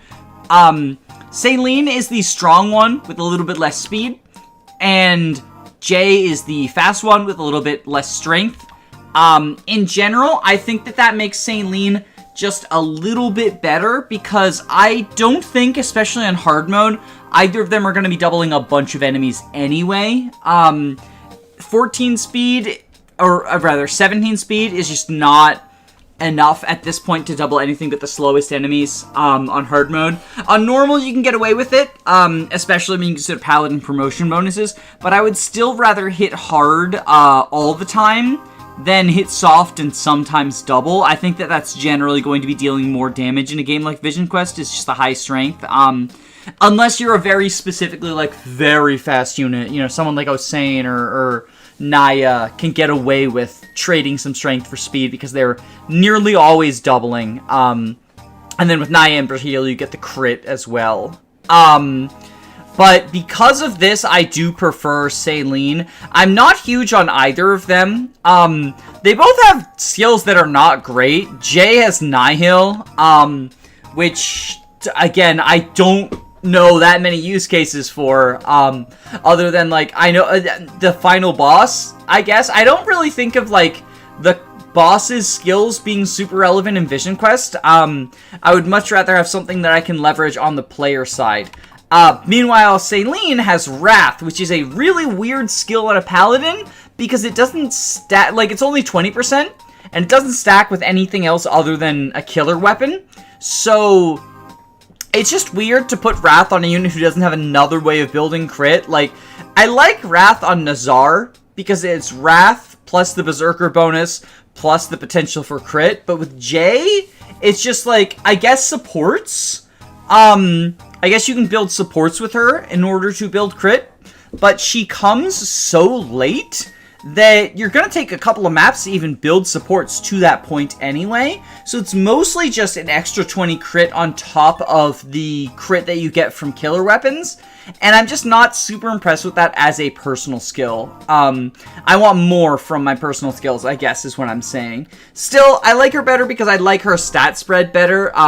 She is also a little bit bulkier, which I do value on a high move unit. Well, physically bulkier. She has less res, so I guess that's, like, Jay's thing, is she's a little bit more res and not so much less defense that, like, you can't really overextend with the paladins in this game. None of them are especially bulky, but I do like being a little bit more physically bulky because then you still need to look for opportunities to take advantage of the move advantage, but you can find them more easily when you have, I mean, this is zero growths, so do not take this out of context, but she has more base defense than Duck does, and I benched Duck as a result, because she's just sort of functionally serving the role of my armored horse unit, but with the full movement now.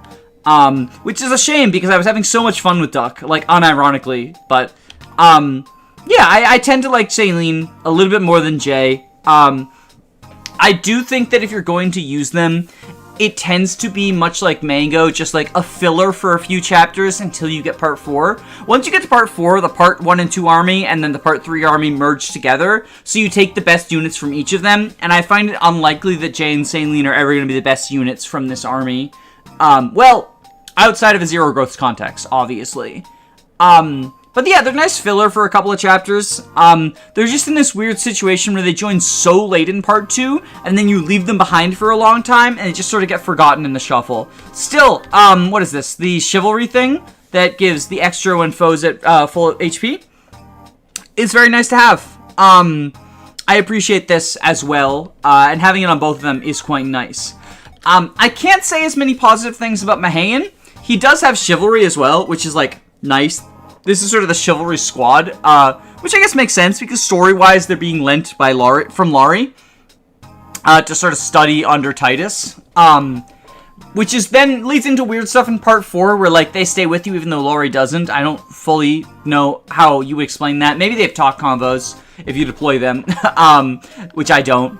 But yeah, he's another halberdier. I have no experience with this fucking dude. I've never used him outside of this map where he is force deployed.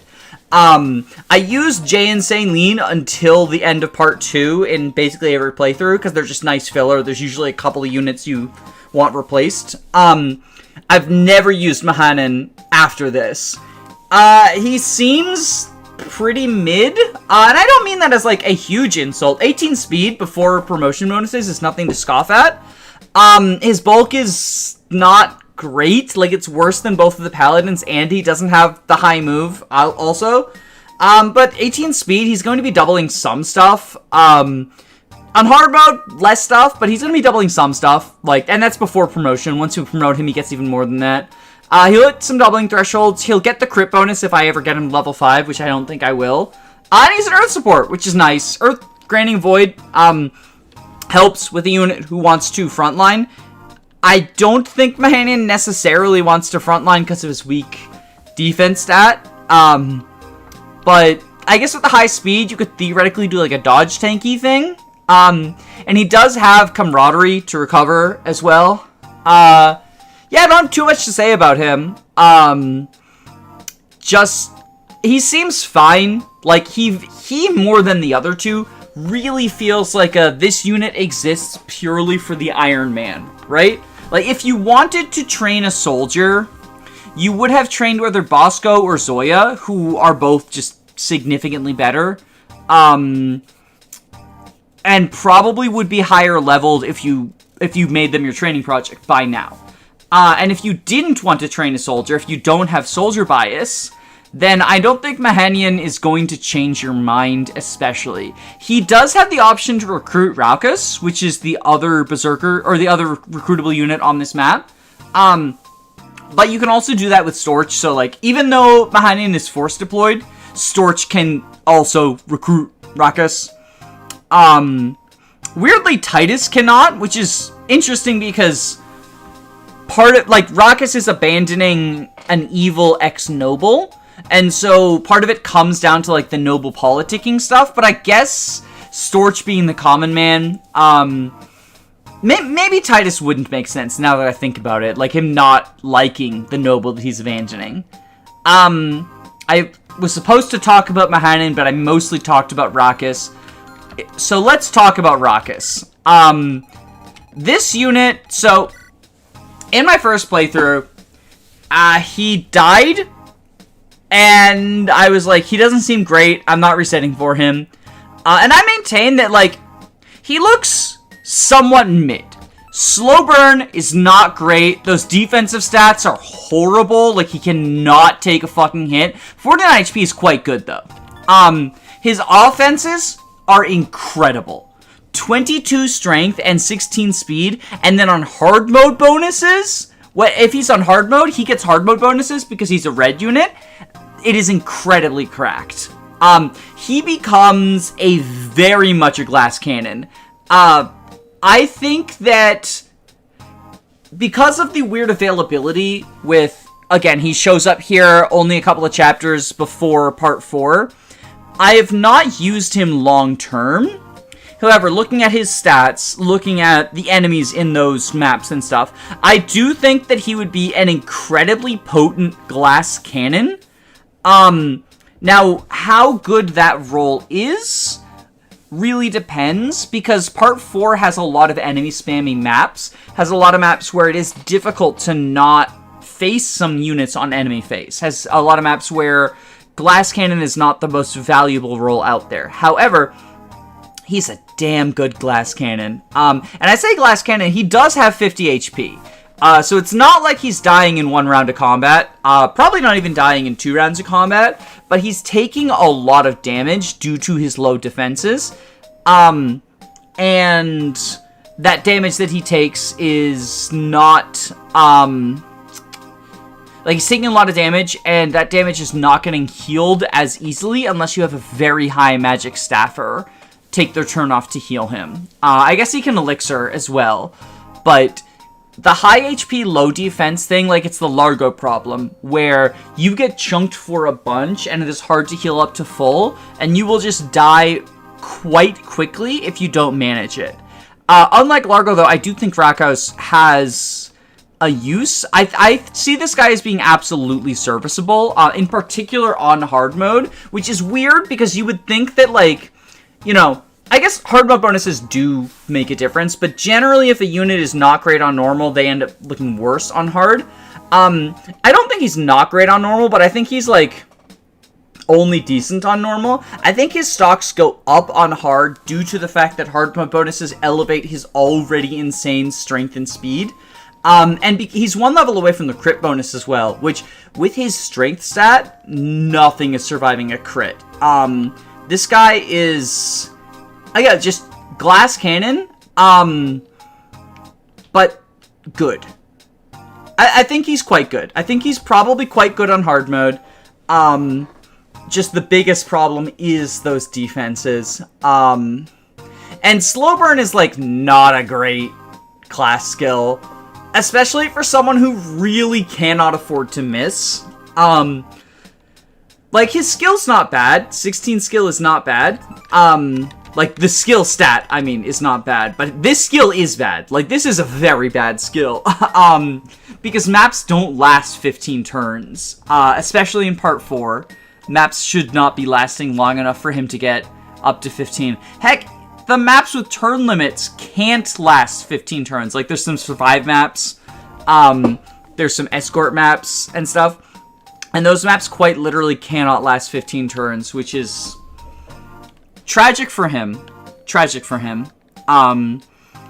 It's not that he especially needs the hit help, but, you know, every little bit is nice, and it is a shame he just doesn't have a personal skill.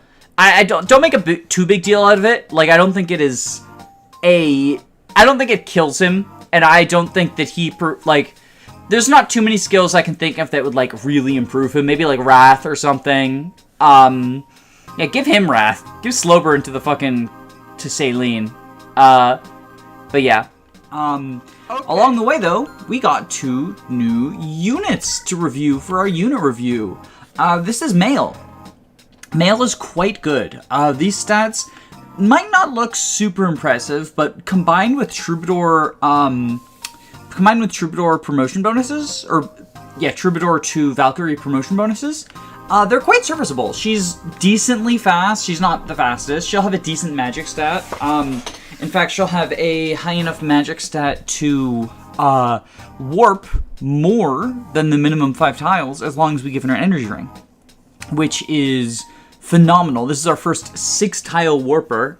She's going to be our primary warper now as a result of that. Just the 1 extra tile, yes, it doesn't do much, but it does more than the 5. Whenever possible, I'm going to be having her warp. Addition to just general mounted staffer, mounted mage utility, she is a mounted unit with reposition, which is a phenomenal personal skill for anyone to have, but especially a mounted unit, because then she can canto, much like Rustlin. It's obviously not quite as good as Rustlin, both because of availability and also she is grounded. So there's limits to, like, Rustlin can repo people up cliffs and stuff, and Male can't really do that. But on the other hand, like, she does have mounted staff utility, rescue drop. I mean, so does he, but, well, he doesn't have staffer, but he has the rescue drop stuff. But she has the entire package that you would expect from a Troubadour in terms of just being a good mounted support unit. Fairly serviceable combat. Like, her bulk is actually, for a mage, her bulk is, I mean, it's better than some of my non-mages. It's impressive, factoring in Troubadour promotion bonuses. I really like this unit. She also has the level 15 Troubadour skill, which is Voice of Peace. That's fine. You know, it adds to her bulk. It adds to her, like, surprising amount of bulk because it impacts her unless she's getting attacked by longbows and siege tomes. Or I guess, like, Sky Piercers. 3 range. Anything that is in 1 or 2 range, she will take less damage from as well. But it also just allows her to slot into that support role quite well. And then we have Cygnus, a unit that I'm not super familiar with. However, he has good strength. He has pretty poor speed, but that is to an extent patched up by immediate warrior promotion. And he's level 17, so he's begging for it. Like, you could give him 3 more levels, he already has the skill, or you could just immediately promote him and then just have a serviceable warrior for the rest of the game. Yes, his defensive stats aren't great, but that's nothing new to warriors or our team in general. His personal skill is interesting. It gives him a boost to his offenses and defenses if he's attacking units who are not at full HP. This almost makes me think of the Engage Warrior skill, where you take advantage of broken enemies. I forget what it's called, but it makes me think of that, except for, obviously, instead of broken, it's lower HP. But it's the same effect, and then it makes him good at finishing off enemies. In this game, in particular, it would make him good at finishing off bosses, because you can't break bosses in Engage, but, you know, with here, there's no... You can put boxes at not full HP. Yeah, very, very good combat stats. Comparable to, like, a trained Vagas. Probably a couple of points short in most key areas if your Vagas is, like, on average. But a couple of points short of a unit who, like, you get Cygnus for free, right? You could just have chosen, you know, I don't feel like investing in Vagas. And Cygnus does have, aside from the niche of one rounding the final boss with a hammer, Cygnus does have the better personal skill, compared, like, the pragmatic compared to Nihil. So, there's that as well. I like this unit quite a bit. I just don't use him very often because it's hard this late into part 2. It's hard to be like, oh, well, you know, I'll ditch a unit I've been training this whole time for this other unit, and then immediately they're gone, and it's part 3, right? Like, he has this chapter and next chapter to make an impression, so he's sort of in that weird spot of, like, you've got your team already by this point. And then the part 3 is, you know, they have a whole section to make an impression on you. Cygnus really doesn't. He has 2 chapters. Still, I think he's quite good. I think that despite his awkward join situation and the fact that when I am playing, I feel like I overlook him just on account of having a team I've grown attached to, that doesn't take away from his prowess as a unit. And he is quite serviceable. More than serviceable. I think he's quite good. I like Mael and Cygnus. Ironically, like, they're not supposed to be soldiers, but I like them more than the 3 people we just got last chapter, despite the fact that these 3 have more time to spend with us, and, like, it's not like they're significantly worse. But I do like Mael. Mael in particular, I use every single playthrough, but I think I like Cygnus better than this Scrub Squad. Just because Wario promo gains are great, and he's sort of, he stands out similar to Mahan, only higher strength, less speed, but higher strength, in terms of just, like, being able to pack a fucking punch. That said, with the new army, we now have a metric fuck ton, it's late enough in the video I can say that probably, of unit reviews to go over. And let's start with the big man himself, Waluyo. He's a great chief, which is basically a nomad, but they trade swords for axes. He also has a Reaver axe. It's his personal weapon, and it's a Reaver. It's the only, well, I guess it's not the only Reaver axe, but it's quite good. I like it. It is undeniably good when you have a personal weapon that has, like, a niche too, because, like, there's not sword reavers available to Waluyo's army. His axe rank is A, his bow rank is C. That in particular is a little bit unfortunate because the Brave Bow, which we just got access to, is B rank. And the Brave Bow would stack very well with one of his 2 skills, Quick Draw, plus 4 damage when initiating. On a Brave weapon, that can be up to plus 16, but a guaranteed plus 8. So short-term goal is to very, very quickly try to funnel as much bow experience onto Waluyo as possible. He's also one of only 2 units who has Savior, which is quite a good skill, as we've seen on Hunkulani.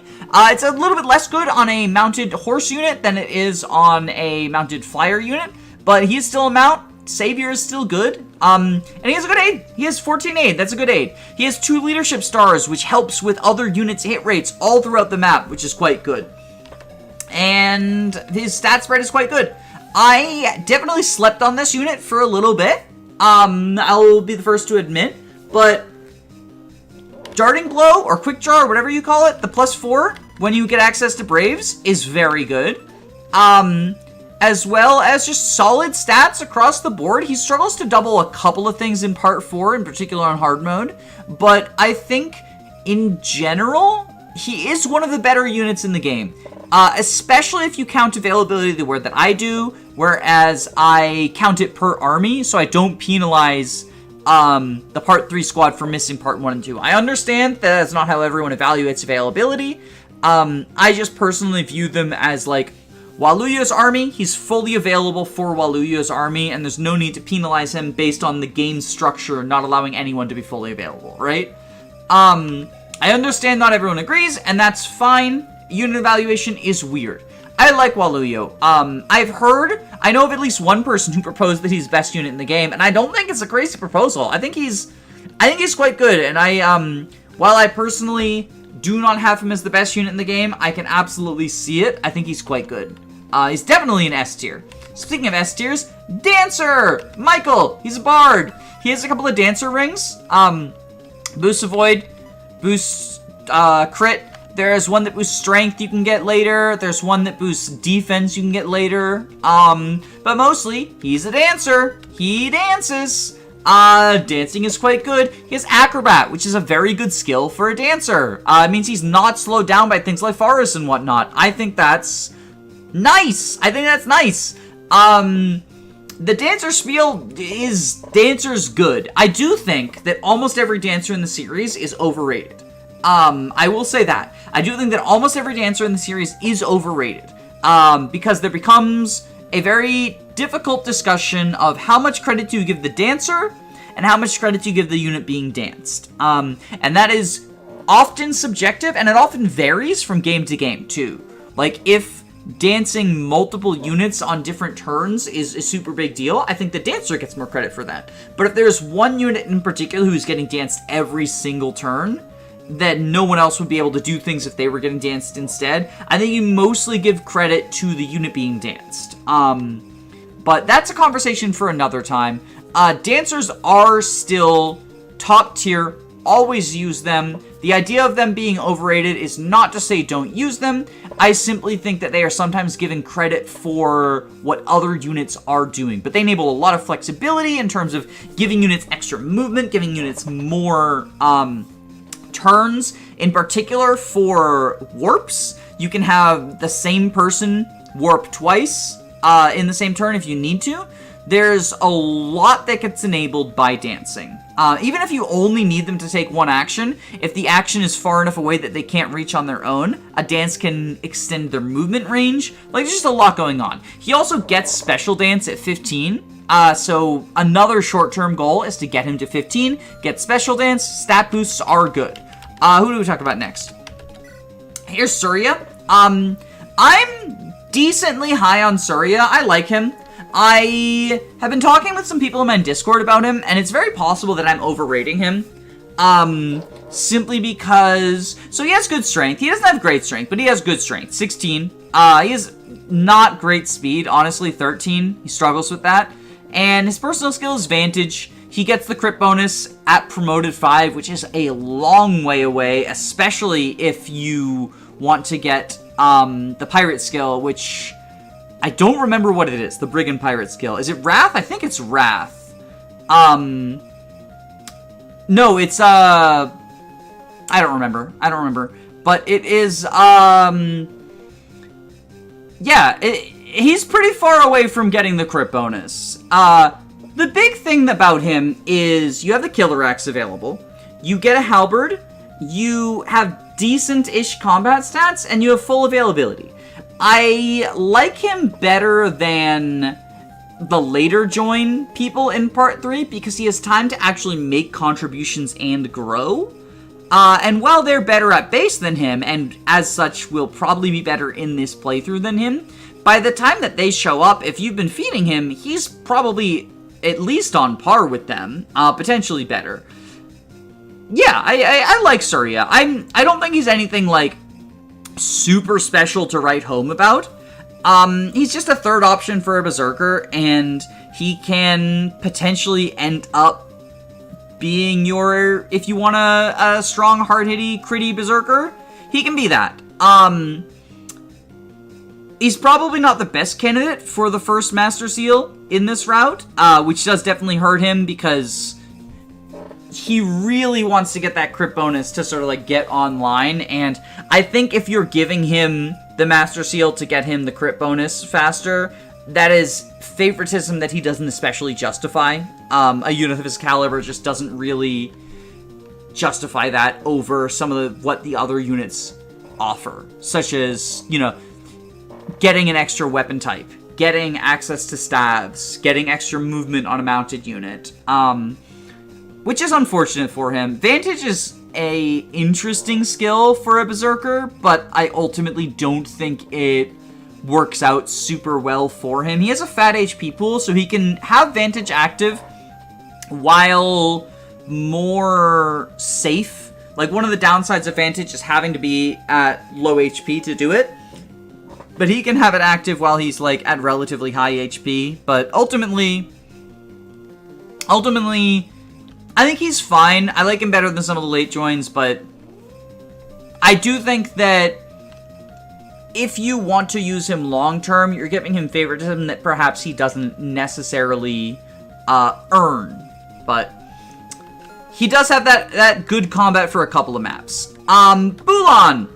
Bulan's a Dark Mage.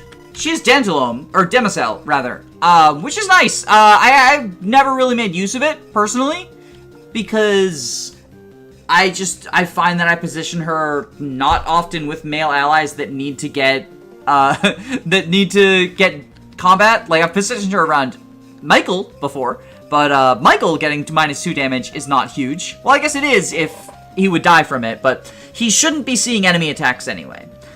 She is our mage, or rather shaman, for this squad, and as such is probably the best way to get rid of the Armor Knights and Generals.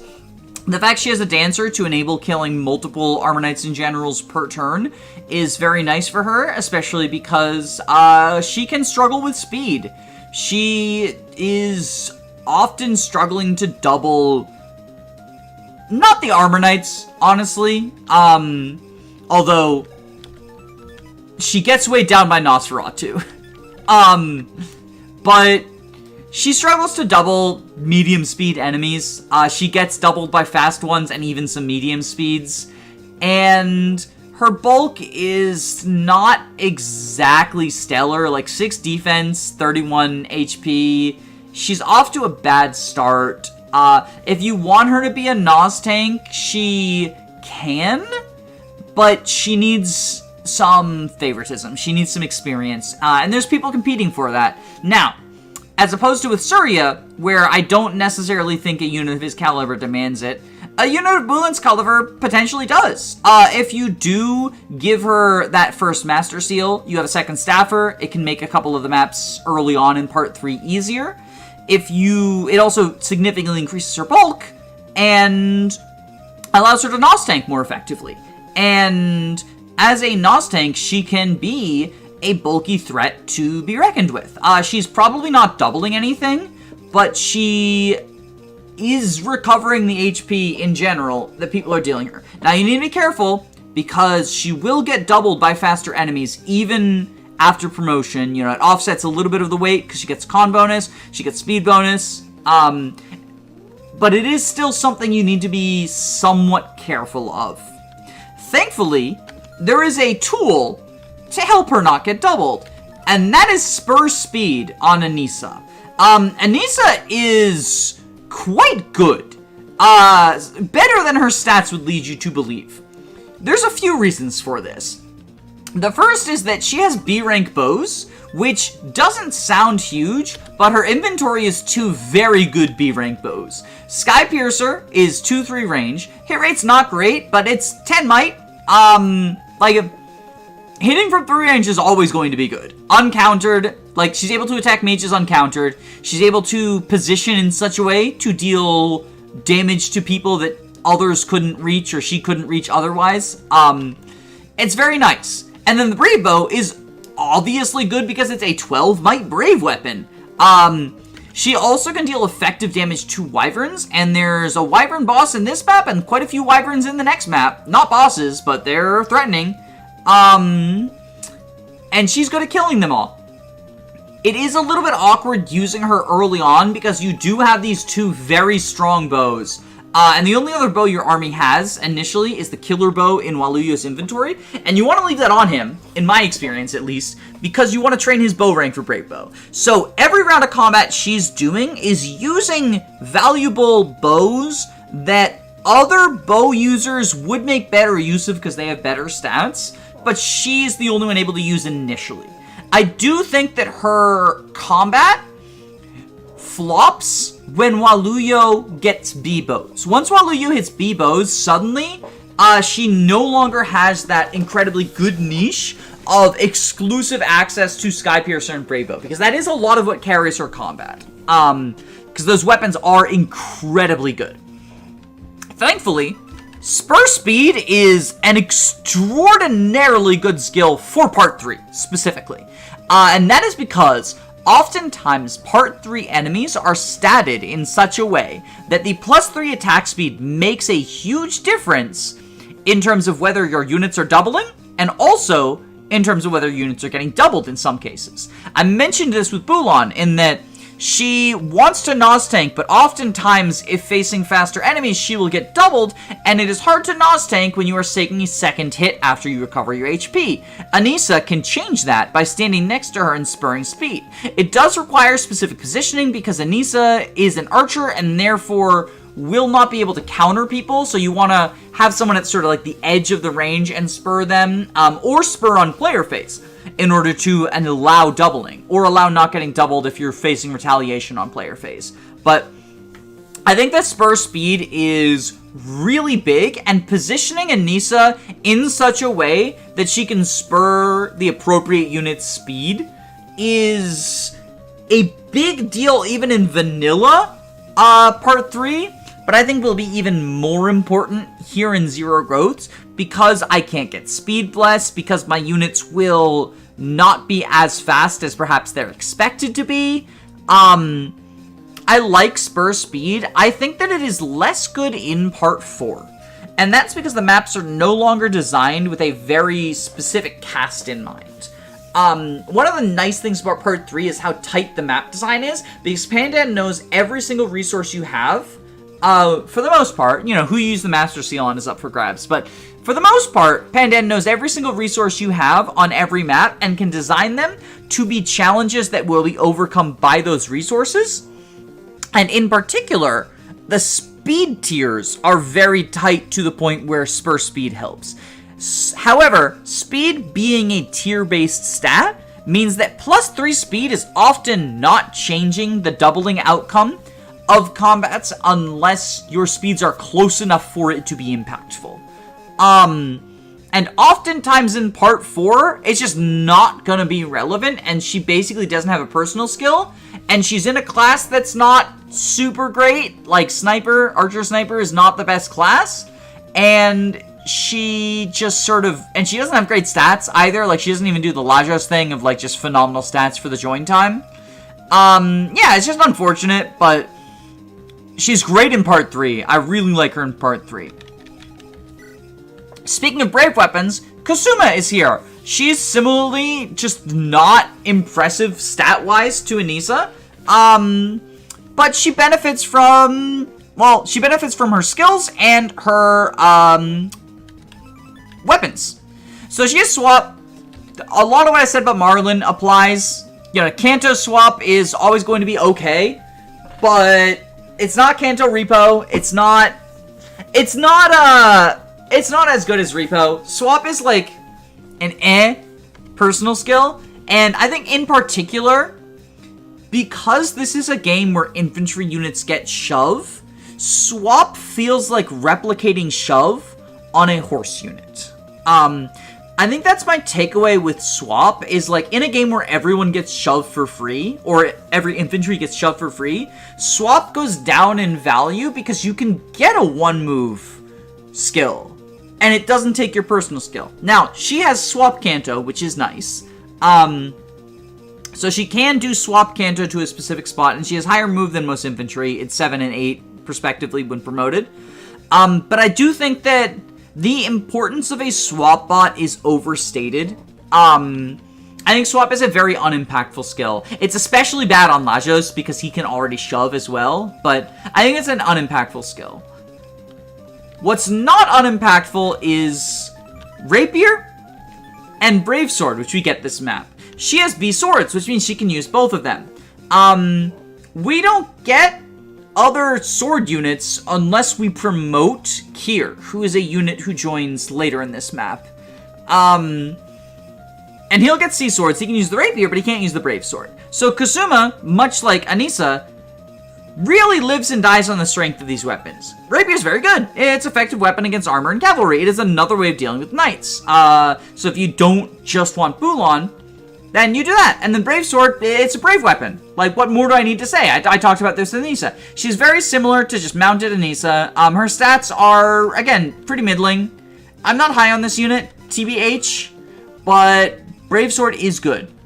Like, brave sword is undeniably good. I think Anissa's better, though, because I really like the spur speed, and I really like the effectiveness. And that brings us to Katut. There's not too much to say about Katut. She is the resident healer of Waluyu's squad. She has She has an A support with Waluya, from base. They're married, and that's pretty cool. And, yeah, B-rank stabs. She starts with barrier and sleep.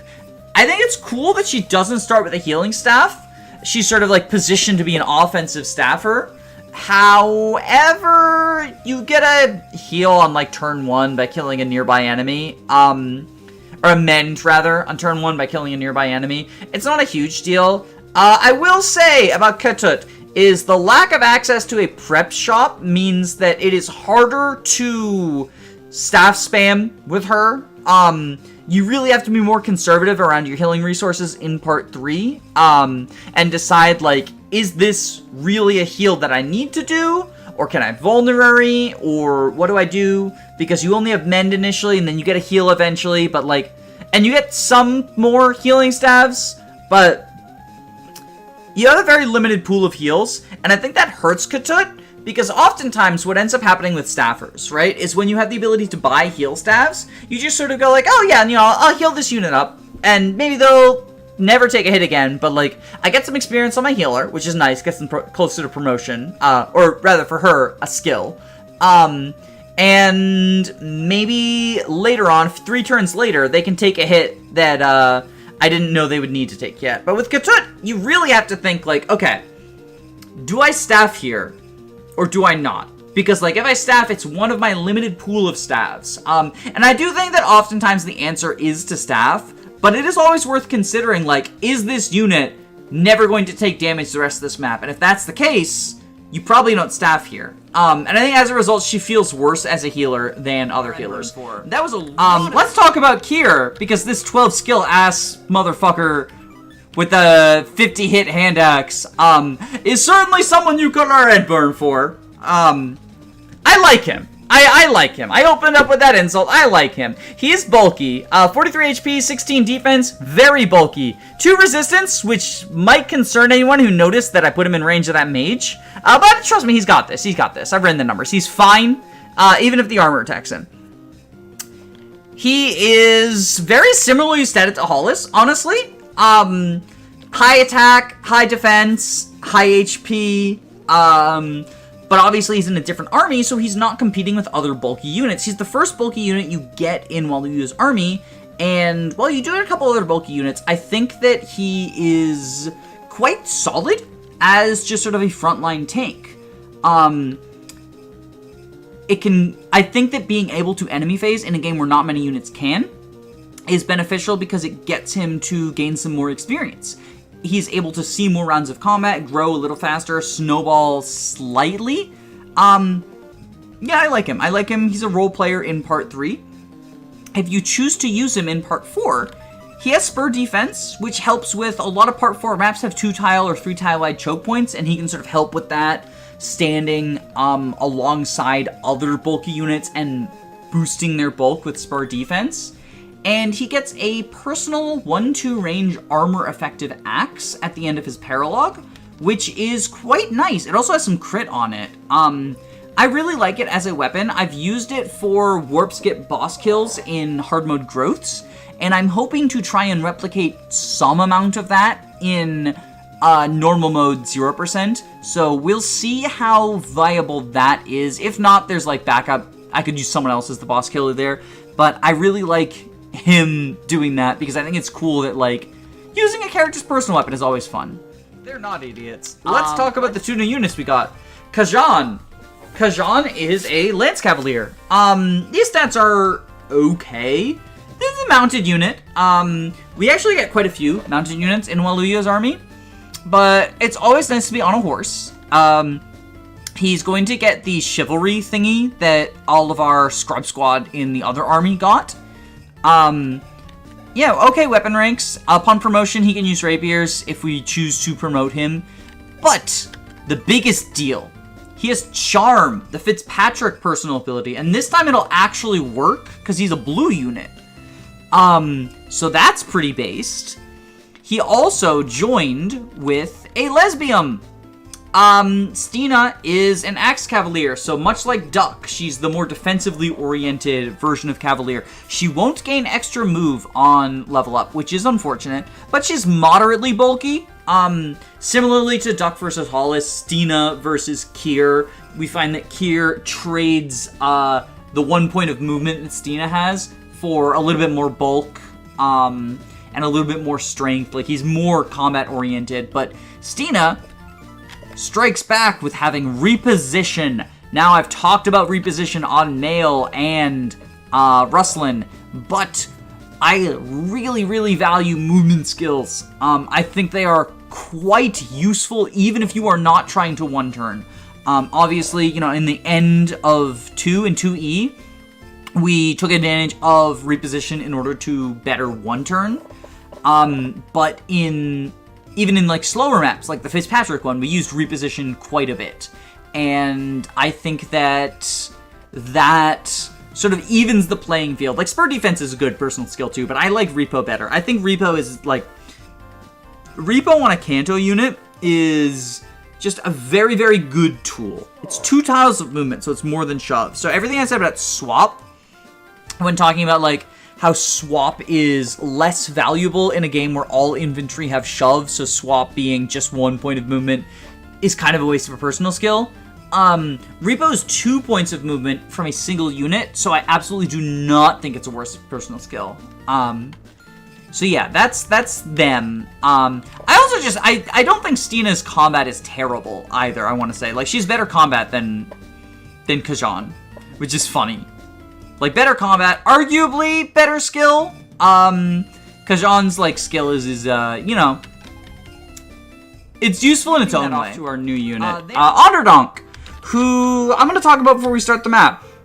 I really like Onderdonk. Onderdonk is a pre-promoted Wyvern Lord. He is the only, I guess other than Waluya, the only pre-promote in Part 3. Everyone else joined... Oh no, Batari. So he's one of only 3, but I never remember Batari. But he joins promoted, so he's not fighting over the seals, which is good. His stats are pretty darn good, too. 19 strength, 15 speed. He is not going to double especially fast enemies, and even some medium speed enemies he'll probably struggle to double. But he hits hard, and as I've said, I'd rather hit hard than to hit twice in Vision Quest. He also has respectable bulk with 16 defense and 47 attack.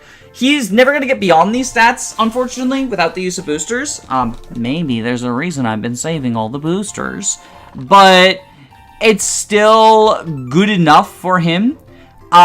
He also deals even more damage when his strength is higher than the enemies. He has Effie's personal skill from Fire Emblem Fates. And he gets Divinity, which is the unpromoted level 15 Wyvern skill. But because he's promoted, he just starts with it. Other than that, like, he's just a strong and bulky flyer with enough speed to usually not get doubled and enough bulk to usually not care about taking hits. I think he's incredibly useful in Part 3 and sliding into Part 4 as well. Depending on how you factor in availability, him and Hunkulani sort of like compete for good pre-promoted flyer availability type deal, but I really, really like him. I don't think it's controversial to say that he is one of the better units coming out of Part 3. Yeah, I like this guy. Flight is good, and his stats are good. Playthrough. And today we have another couple of unit reviews. Let's start with Radislav. Radislav is the more defensively oriented Dark Mage, as indicated by his higher defense growth and base than Bulan. as well as Armored Blow as his personal skill. This is good because Nos tanking is quite good. And he comes promotion ready. He's at 15, so he doesn't need any sort of training. You can just throw an Earth Seal on him, and he'll be a decent Nos tank. He also has the Earth Affinity, which is pretty good, you know, because of Void for tanks. I haven't really brought up affinities because I don't know what too many of them do, but I do think Earth is one of the better ones for someone who wants to be defensively oriented as a tank. Like, getting that extra Void is quite nice. The biggest problem Radislav faces is that Bulan exists, and hashtag just use both, because you do get to deploy every single unit in every single map of Part 3. However, the story of Part 3 is limited resources, and you only have 2 Nosferatu tomes, and Flux, Miasma. So you have 5 Dark Tomes overall, and not all of them are great. It is hard to, like, go all in on training both mages, right? So you kind of have to choose who you're training if you want to bring someone into Part 4. Additionally, you kind of have to choose who's Nos tanking, because you do only have 2 Nosses. He's better at Nos tanking overall. However, Bulan makes a very strong case for getting the early experience and early seals, just because early seal gives you another staffer, once you have more than one staff, obviously, and also makes her bulkier, and early experience, she's the only mage, so, like, someone's got to fight armors, right? And it's either her or a promoted unit with swords, like either Kajon or Kier, or, the rapier, like, for the rapier, right? Or Kasuma. So those are the only people who can really fight armors super well. Well, I guess, you know, you got Quake Draw, you've got options, but Bulan does make a good argument for experience. She's just good at combat, and I find that she, if leveled, outshines Radislav if he's not, especially if she's already been sealed. So he ends up kind of just doing filler combat for me. I tend not to give him Nos privileges. All that's going to change in 0%, and I imagine that he'll perform basically how Bulan did. He has the Armored Blow, so he'll be, you know, he's slightly better at the tanking build without investment, but I do think that she's better just because she gets the investment earlier. I tend to give her that, and I think she makes a strong case for it. Saruni is a unit who I'm not super high on, I'll be honest. These stats leave a lot to be desired. She's a bow scout, so, you know, much like Sri. Run around, shoot things with bows. She has the rank for the Brave Bow, and Sky Piercer at base. In fact, she's only one level, or one weapon level away from being able to use the S-rank bow that's back in Storch's army. And the problem is, well, she's 13. She's level 13. So she doesn't have Forager, which isn't the biggest deal in the world, because it's, like, a little bit of HP gained on a unit who, looking at her defenses and weapon type, like, it's not a beneficial skill for her. I guess it can help her get back to Perfectionist, since if she gets, like, an HP level up, she can use Forager to get back to Perfectionist. But overall, I'm just, like, I'm not super high on this unit. Fire Affinity is good. Her stats are okay, and her bow rank is very good. But I find that by this point in the game, the Part 3 units you've been training will outshine her by a good deal. By a very good deal, in fact. And she doesn't have much time to play catch-up, and then Part 4 shows up. Like, she has this map, which she usually joins about halfway through. And then she has the next 2 maps, and then it's Part 4. She just doesn't have much time to shine. We'll be making use of her, obviously, but I honestly don't even know if she's going into Part 4. She's a decent bow user, but that's about that. That's about it. Okay, so now we get these 2 dinguses. The Z Squad, the Z Squad. Let's review them. Zakawat, on instant promotion, has slightly, and I mean slightly, better stats than Vernon. A worse ability, though. Pandan and putting Nihil on absolutely forgettable units. Name a more iconic duo. Zakawat joins so close to the end of Part 3, and his contributions in Part 3 are generally not going to be enough to earn him, you know, one of your seals. if you've used Vernon or Lara or Osan, or Tien, or I think that's all the mages. Yeah, if you use one of them, I guess the troubadours as well, but like if you used one of them, they will likely have leveled to the point where Zakawat is just sort of lagging behind them by a lot, because he gets one map. Well, I guess he gets 2 maps. He gets 2 maps, this one and the next one, to play catch up. And needs to consume a seal that you probably want, like if you've grown attached to people in Part 3, you might favoritism them, which obviously, isn't super factored in. But it doesn't help him not be forgettable. Yeah. Nihil is not the skill he needed. We're gonna use him, though, because he is just strictly better than Vernon, which is funny. Wait, no, not you. Where are you? Where are you? Zul'Jalaji has Wrath and is a Swordmaster. He has stats much like the comparison that we made with Vernon. Zul'Jalaji is, or Zul'Jalajal. Yeah, that's an L, not an I. Zul'Jalal is Naya plus a little bit, and in everything that I said about Zakawat applies to Zul'Jalal.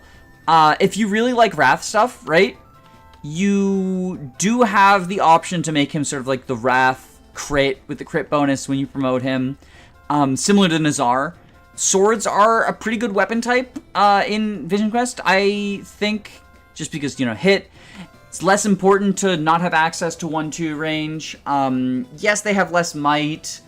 If you're doing the crit thing, that probably doesn't matter because you're probably overkilling from the crit anyway. But you can't do the thing with Nazar where you just like give him a hand axe and let him go ham and assume he'll crit people.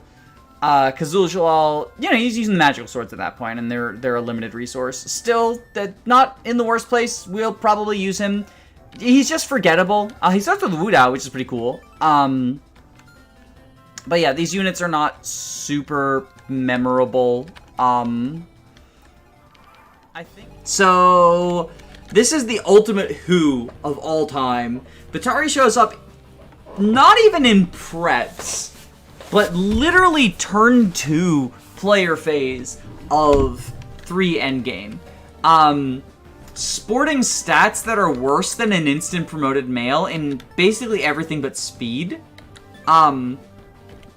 Now, granted, mages I do actually prefer hitting fast over hitting hard, because they can manipulate not being countered. I think fast mages are valuable, but I still want magic for, 13 magic is pathetic at this point in the game. For a Valkyrie, when you're already using light, which is a low power magic to begin with, she's really just a support bot.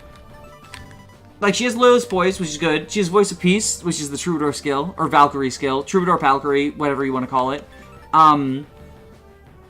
But, she's a support unit. She's not bulky. See that? 5 defense, Lamau. She shows up in, an awkward situation, too. It's really hard to keep her alive on hard mode. You have to be quite aggressive to keep her alive on hard mode. So she's not a combat unit. She's just a support bot. You've got a lot of support units.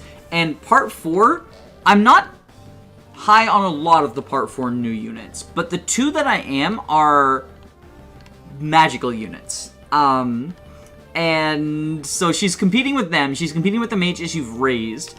And she's going to shine in comparison to both of them. And she doesn't even have Part 3 availability, fake Part 3 availability even. To sort of shine and do things. At least the Z crew showed up for 2 fucking maps to do stuff on, right? Even if you don't grow attached to them, they are contributing for those maps. Radoslav is contributing on his map. His starting position is pretty good, too. Because he's because you're trying to punch towards there anyway, right? Batari just... Why? Hi, this is Danny Doyle, and while editing the footage for the previous map, I noticed that the unit review of Erasmus, my audio was actually kind of awful, so I decided to re-record it. You can see that this is 4-1X. I've got a blue Erasmus. Normally he's red, and he starts at level 4, but yeah, I just wanted to re-record that so that the audio didn't sound like absolute trash. This is Erasmus. He is a unit we kind of got a preview of back in part 1 in 1-9, and he's pretty good. I don't think he's anything spectacular. I've seen some people say that he's like absolutely spectacular, especially with hard mode bonuses, because he starts as a red unit, so he does get hard mode bonuses. But hard mode bonuses add about 2 to 3 points to every stat, so like if you think about that, it's 19-19 for his offenses. That's pretty good when you consider that in conjunction with his personal skill, Knight Aspirant, which is 2 extra damage, and Chivalry, which is 2 extra damage on top of that as well. He can hit pretty hard, and he can double a decent number of things. That said, I always find him somehow just shy of what I want him to do. He ends up being sort of like a filler unit who joins at the end of the game. Like, Paladin is a good class. He can do horse stuff if he needs to do horse stuff, and his stats are definitely, like, I'm not gonna say they're bad, because they're not, but I do think he needs a little bit of help, in order to feel like anything more than a filler unit, and sometimes teams don't really have a space for him because, well, if you have better units than him, there's only so much that a horse can get you, in a game like Vision Quest, where, yeah, you know, like obviously movement and utility and stuff, but horses can't shove, so there is, like, that downside, and there's a lot of combat to be done that doesn't necessarily require super high move. So, despite him being a paladin, I often find that he's just a unit who feels like he needs a little bit of help. Let's play through, and we're starting off today with a unit review of one of my favorite units, Timonin. He is another of the Part 4 filler mediocre squad. Well, I wouldn't say that he's necessarily mediocre. I quite like this unit, actually. But he is definitely in the camp of, you're handing me this unit because this is supposed to be Iron Man friendly, and he has competent combat for the time, and if I've had too many losses, I can have him fill in the gaps. Or if you're a mad lad like me, you can instead have him fill in the gaps from the fact that none of your units grow.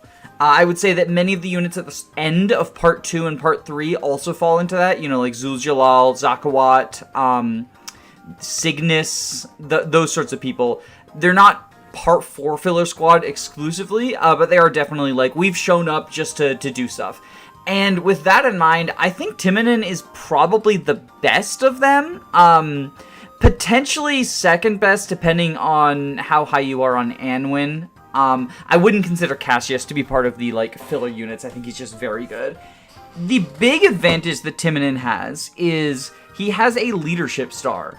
It's only 5 hit and 3 avoid. I thought it was 5 to each. So it's worse than I thought, but it is a nice bonus you get just for deploying him, and he has combat that's at least on par with Erasmus.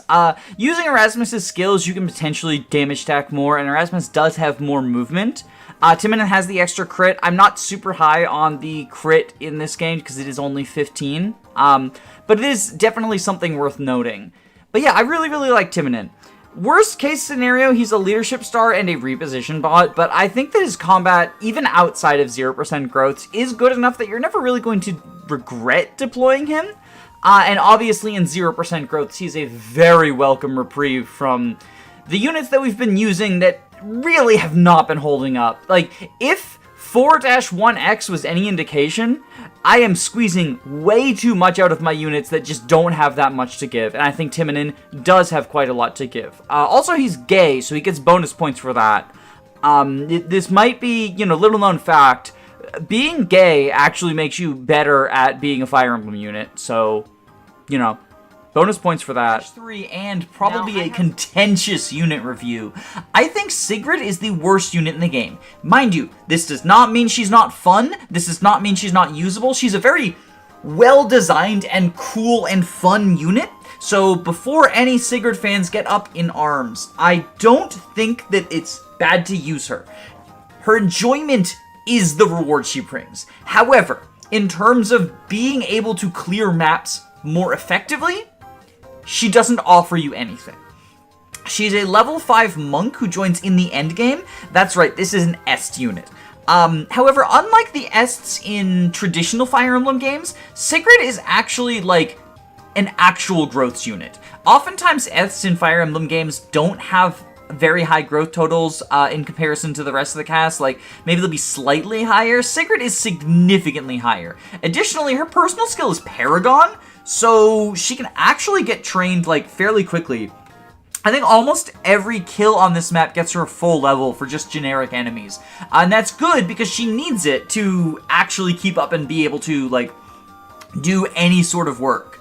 This map is a kill boss map. However, the next map is a survive map that is turn floored. Much like the last map, you can't actually kill the boss to end the map early, which is unfortunate. So if you want to use Sigrid, that is the best map to train her. She has a personal weapon that I have sent to the convoy. So I will go ahead and show you it, but it is a Brave Tome. And that is sort of the... Oh, right, I can't. I have to go to supply because the list glitch. It is a Brave Tome, Soma Therma. It's 10 might and brave. It has a little bit of crit on it and it's pretty accurate as well. So that is the big payoff, is like, it's either a tool to help her train, or it is the payoff to training her is you have this powerful mage with a Brave Tome. Of note, she is one of the units who can one-round the final boss.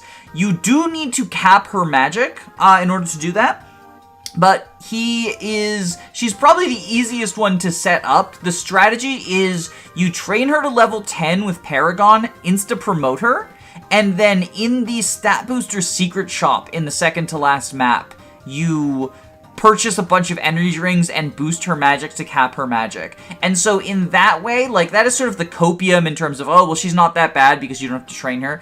The thing is, there are other units who can kill the final boss, either one round the final boss or 2 round with Michael's help the final boss. The final boss is not actually that difficult to kill in Vision Quest. It's one of the more disappointing final chapters in ROM hacks, in that it is much closer to vanilla Fire Emblem, where you just, like, warp a powerful boss kill or kill the boss, etc., you're done.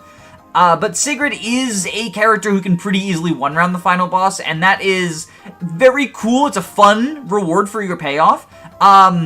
If you don't want to go that route, then potentially training her in Monk, rather than immediately promoting her to Bishop, so you can take advantage of the extra levels with her amazing growths, as well as the increased Paragon experience gain. She'll still gain decent enough promoted, because Paragon does just double the experience gain, but Paragon plus being underleveled and unpromoted is sort of the big payoff to be, like, or not payoff, but, like, is the big, you get a level per every time you get a kill, even on generic enemies. So it's nice. She is, to my mind, the reason that makes her, like, the worst is not just because, like, you do have to train her, but also the next few maps, other than 4-3X, are very warp skippable. And you have plenty of powerful warpers. The game hands you a few as well, just in case. You get 2 warpers in 4-4, just in case you don't have enough. So she's not exactly, like... If you're playing the maps without warp skipping, then training her and using her for combat, looks a little bit better. I still think she's just joins too late and requires too much training to actually be considered anything than the worst. But again, the reward for using her is not that she helps you clear maps quickly. The reward for using her is that you enjoy using her. Like, she's an Est with Paragon and a bonkers personal weapon. If that sounds like the sort of thing that you would find fun, that's what this unit was designed for. She wasn't designed to, like, be a map clearer. She was designed to be a training project at the end of the game. And I think she accomplishes that really well, as opposed to some other Ests in, like, mainland Fire Emblem that are just disappointing when you train them. Like, they don't end up strong at all. She does end up strong, and you didn't need her to clear the game, but you feel really rewarded to train her, and that in and of itself is the value that she offers. which is going to start with a unit review of one of my favorite units in the game, Cassius. He's the only one of the Part 4 joiners who I would consider to be actually good, with the exception of the game's Goto. He joins very late. It's this map, and then there are 3 more maps after this, including Endgame, which is typically a very easy skip. But he has 22 magic, 16 defense, 25 res, 16 speed, so, like, his magical combat stats are pretty up to pace. He's a dark mage, and he has S-rank dark, so he can access the S-rank dark tome, which is available in this, map. He also has A-rank stab, so he just sort of comes as, like, a free magic unit with pretty good magic. Typically, if you've trained, like, Radislav, Bulan, or one of the early game anima trainees, they will have slightly more warp range than him, but if you haven't, because oftentimes, other than Radislav and Bulan, like, Storch's mages are very, annoying, I would say, to train. I'm not very high on them as units, and as a result, Cassius just sort of, like, fills the job of being good warper. In this context, he is the unit who's able to accomplish the highest warp range. I have an energy ring specifically for him. If I had 3 available, he would be able to, get even higher, warp range, but as it stands, 1 pushes him to 24 magic, which is the next warp range threshold, and 2 would only push him to 26, which does not get him any more tiles. Fortunately, there is another unit who joins in this map who the last energy ring is for, and it'll also boost their warp range. Sorry about that, we ran into technical difficulties, but I was going to begin talking about the summon skill, because I think it's the most interesting part of Cassius's toolkit, although I also think it's probably the weakest portion of it. It is definitely the most fun, however. Unlike Sacred Stone summons, he doesn't summon phantoms, he summons a chicken. The chicken actually has a significant HP pool, although it will frequently get 2-rounded by enemies, so it's not like it's incredibly bulky, but it is not to the level of the 1 HP, 0 defense, 0 res phantoms, where a stiff breeze will knock it over. The bigger quibble, I say, with the chicken is it's a green unit. So the blue summons you can use to sort of enemy AI manipulate, and sort of be like, okay, this will be the bait that lures people in so I can then strike back. Or you use them to extend your summoner's movement range. Like, oh, I need to kill an egg, Null can summon, and then the summon can fly and kill. Cassius can't do that. Not only because you can't control the chicken, but because the chicken moves on green unit phase as opposed to blue unit phase. So on enemy phase, the chicken will be next to where Cassius is. So you can't even really use it to, like, be bait. As a result, Cassius feels like a unit without a personal skill. The chicken is a very fun thing to use. It is not especially strong. But it is incredibly funny. And it does get bonus points for that. It is technically a spirit inhabiting the body of or not inhabiting the body of a chicken, inhabiting the form of a chicken, like taking the form of a chicken. It's very based. I really like Cassius. I have definitely used Summon a ton in casual playthroughs. It won't be seeing much use here, but fun fact, Cassius is, and because he joined so late, he's in Chapter 1 of Reverse Recruitment, and Custer, his chicken summon, has not been adjusted at all, so you can just summon Custer, and Custer goes around killing everyone with super powerful dark magic. It's really broken. And I guess I'll take this opportunity to talk about Anwin. She is a bishop who joins in, the same chapter as Cassius. She has mostly worse stats than him and uses a worse weapon type. She also has a worse personal skill, arguably, Boon. I guess it means she can't be silenced, so maybe it's a better personal skill, because I'm really not that high on Summon, but it's less fun. And her class skill is just Live to Serve, which is, I guess, theoretically useful. With 7 defense and 37 HP, she's not tanking much, but she is at least, you know, it lets her, like, take a hit and then heal herself up while also healing someone else. The biggest thing is that she has S rank in both light and staves, so she can use the S ranks if you got the S ranks for them. I did not get the S rank staff, and the S rank light I do have, but it's... I feel like in most playthroughs, it's not one that you're going to get, because you get it through having Tien fight the boss. And if you do get it, it's probably because you're using Tien, and by now Tien would probably be an S rank light magic user who could arguably outclass her. I'm not really high on him, but I think if you invested in him, he'd probably be pretty good.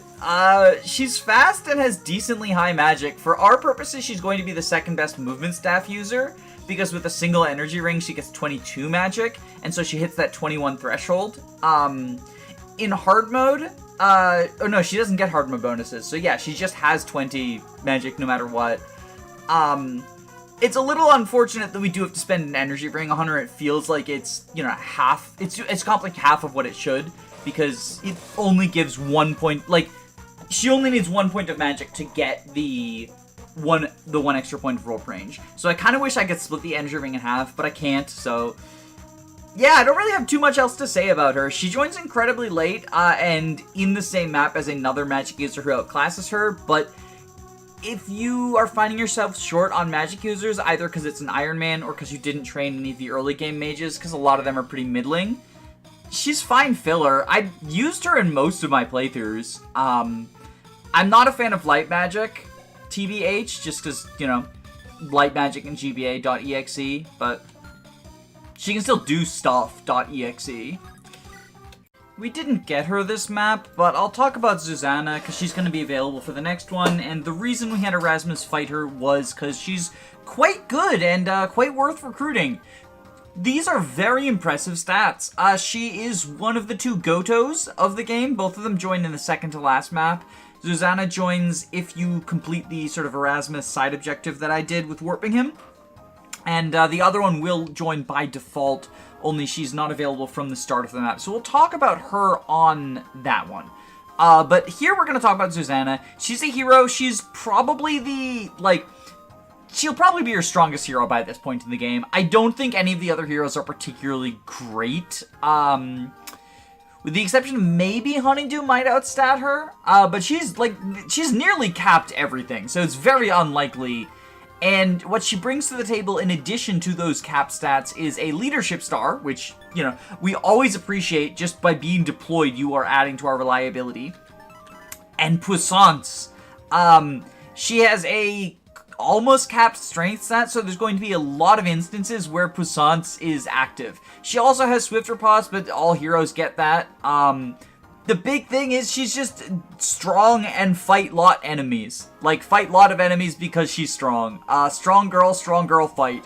I think she's worth doing the recruitment for, not only because it's, like, a strong unit, but because it makes the last map, like, less of an easy warp skip. I guess this is technically now a full recruitment, but not deathless run. We'll go with that. I recruited everyone. I wanted her regardless, because if you want to take a look at this map, there's a lot of scary enemies, and we have a 25 turn time limit to seize, so we can't exactly dwaddle like we did in Are You Afraid of the Dark, and there are two quite scary bosses. So we do have, you know, some stuff we need to do, and Susanna helps with that. Anyway, where is she? That's really all I've got to say about her. She does very good combat, and she's around for 2 maps, and we appreciate her combat regardless. Fire Affinity is nice, but, like, good luck getting any of her supports. I guess she can get a C support with a couple of people, but mostly her supports exist purely in the support log. Yeah, let's talk about Lori. Lori is quite good. Why are the... I hate it how it defaults to growths. So look at this. She has 28 strength, 24 speed. Her bulk is, like, not great, but good enough for 65 HP. She has S in all of her things. This unit is amazing. She has Fiery Blood as well, to get that additional boost.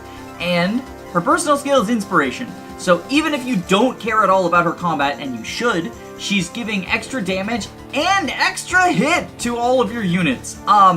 This is a fucking unit of all time. Lori is the other Goto, and in addition to being the easiest way to kill the final boss, she's just really, really effective and competent on this map. Warrior Goto based. Warrior's such a cool class.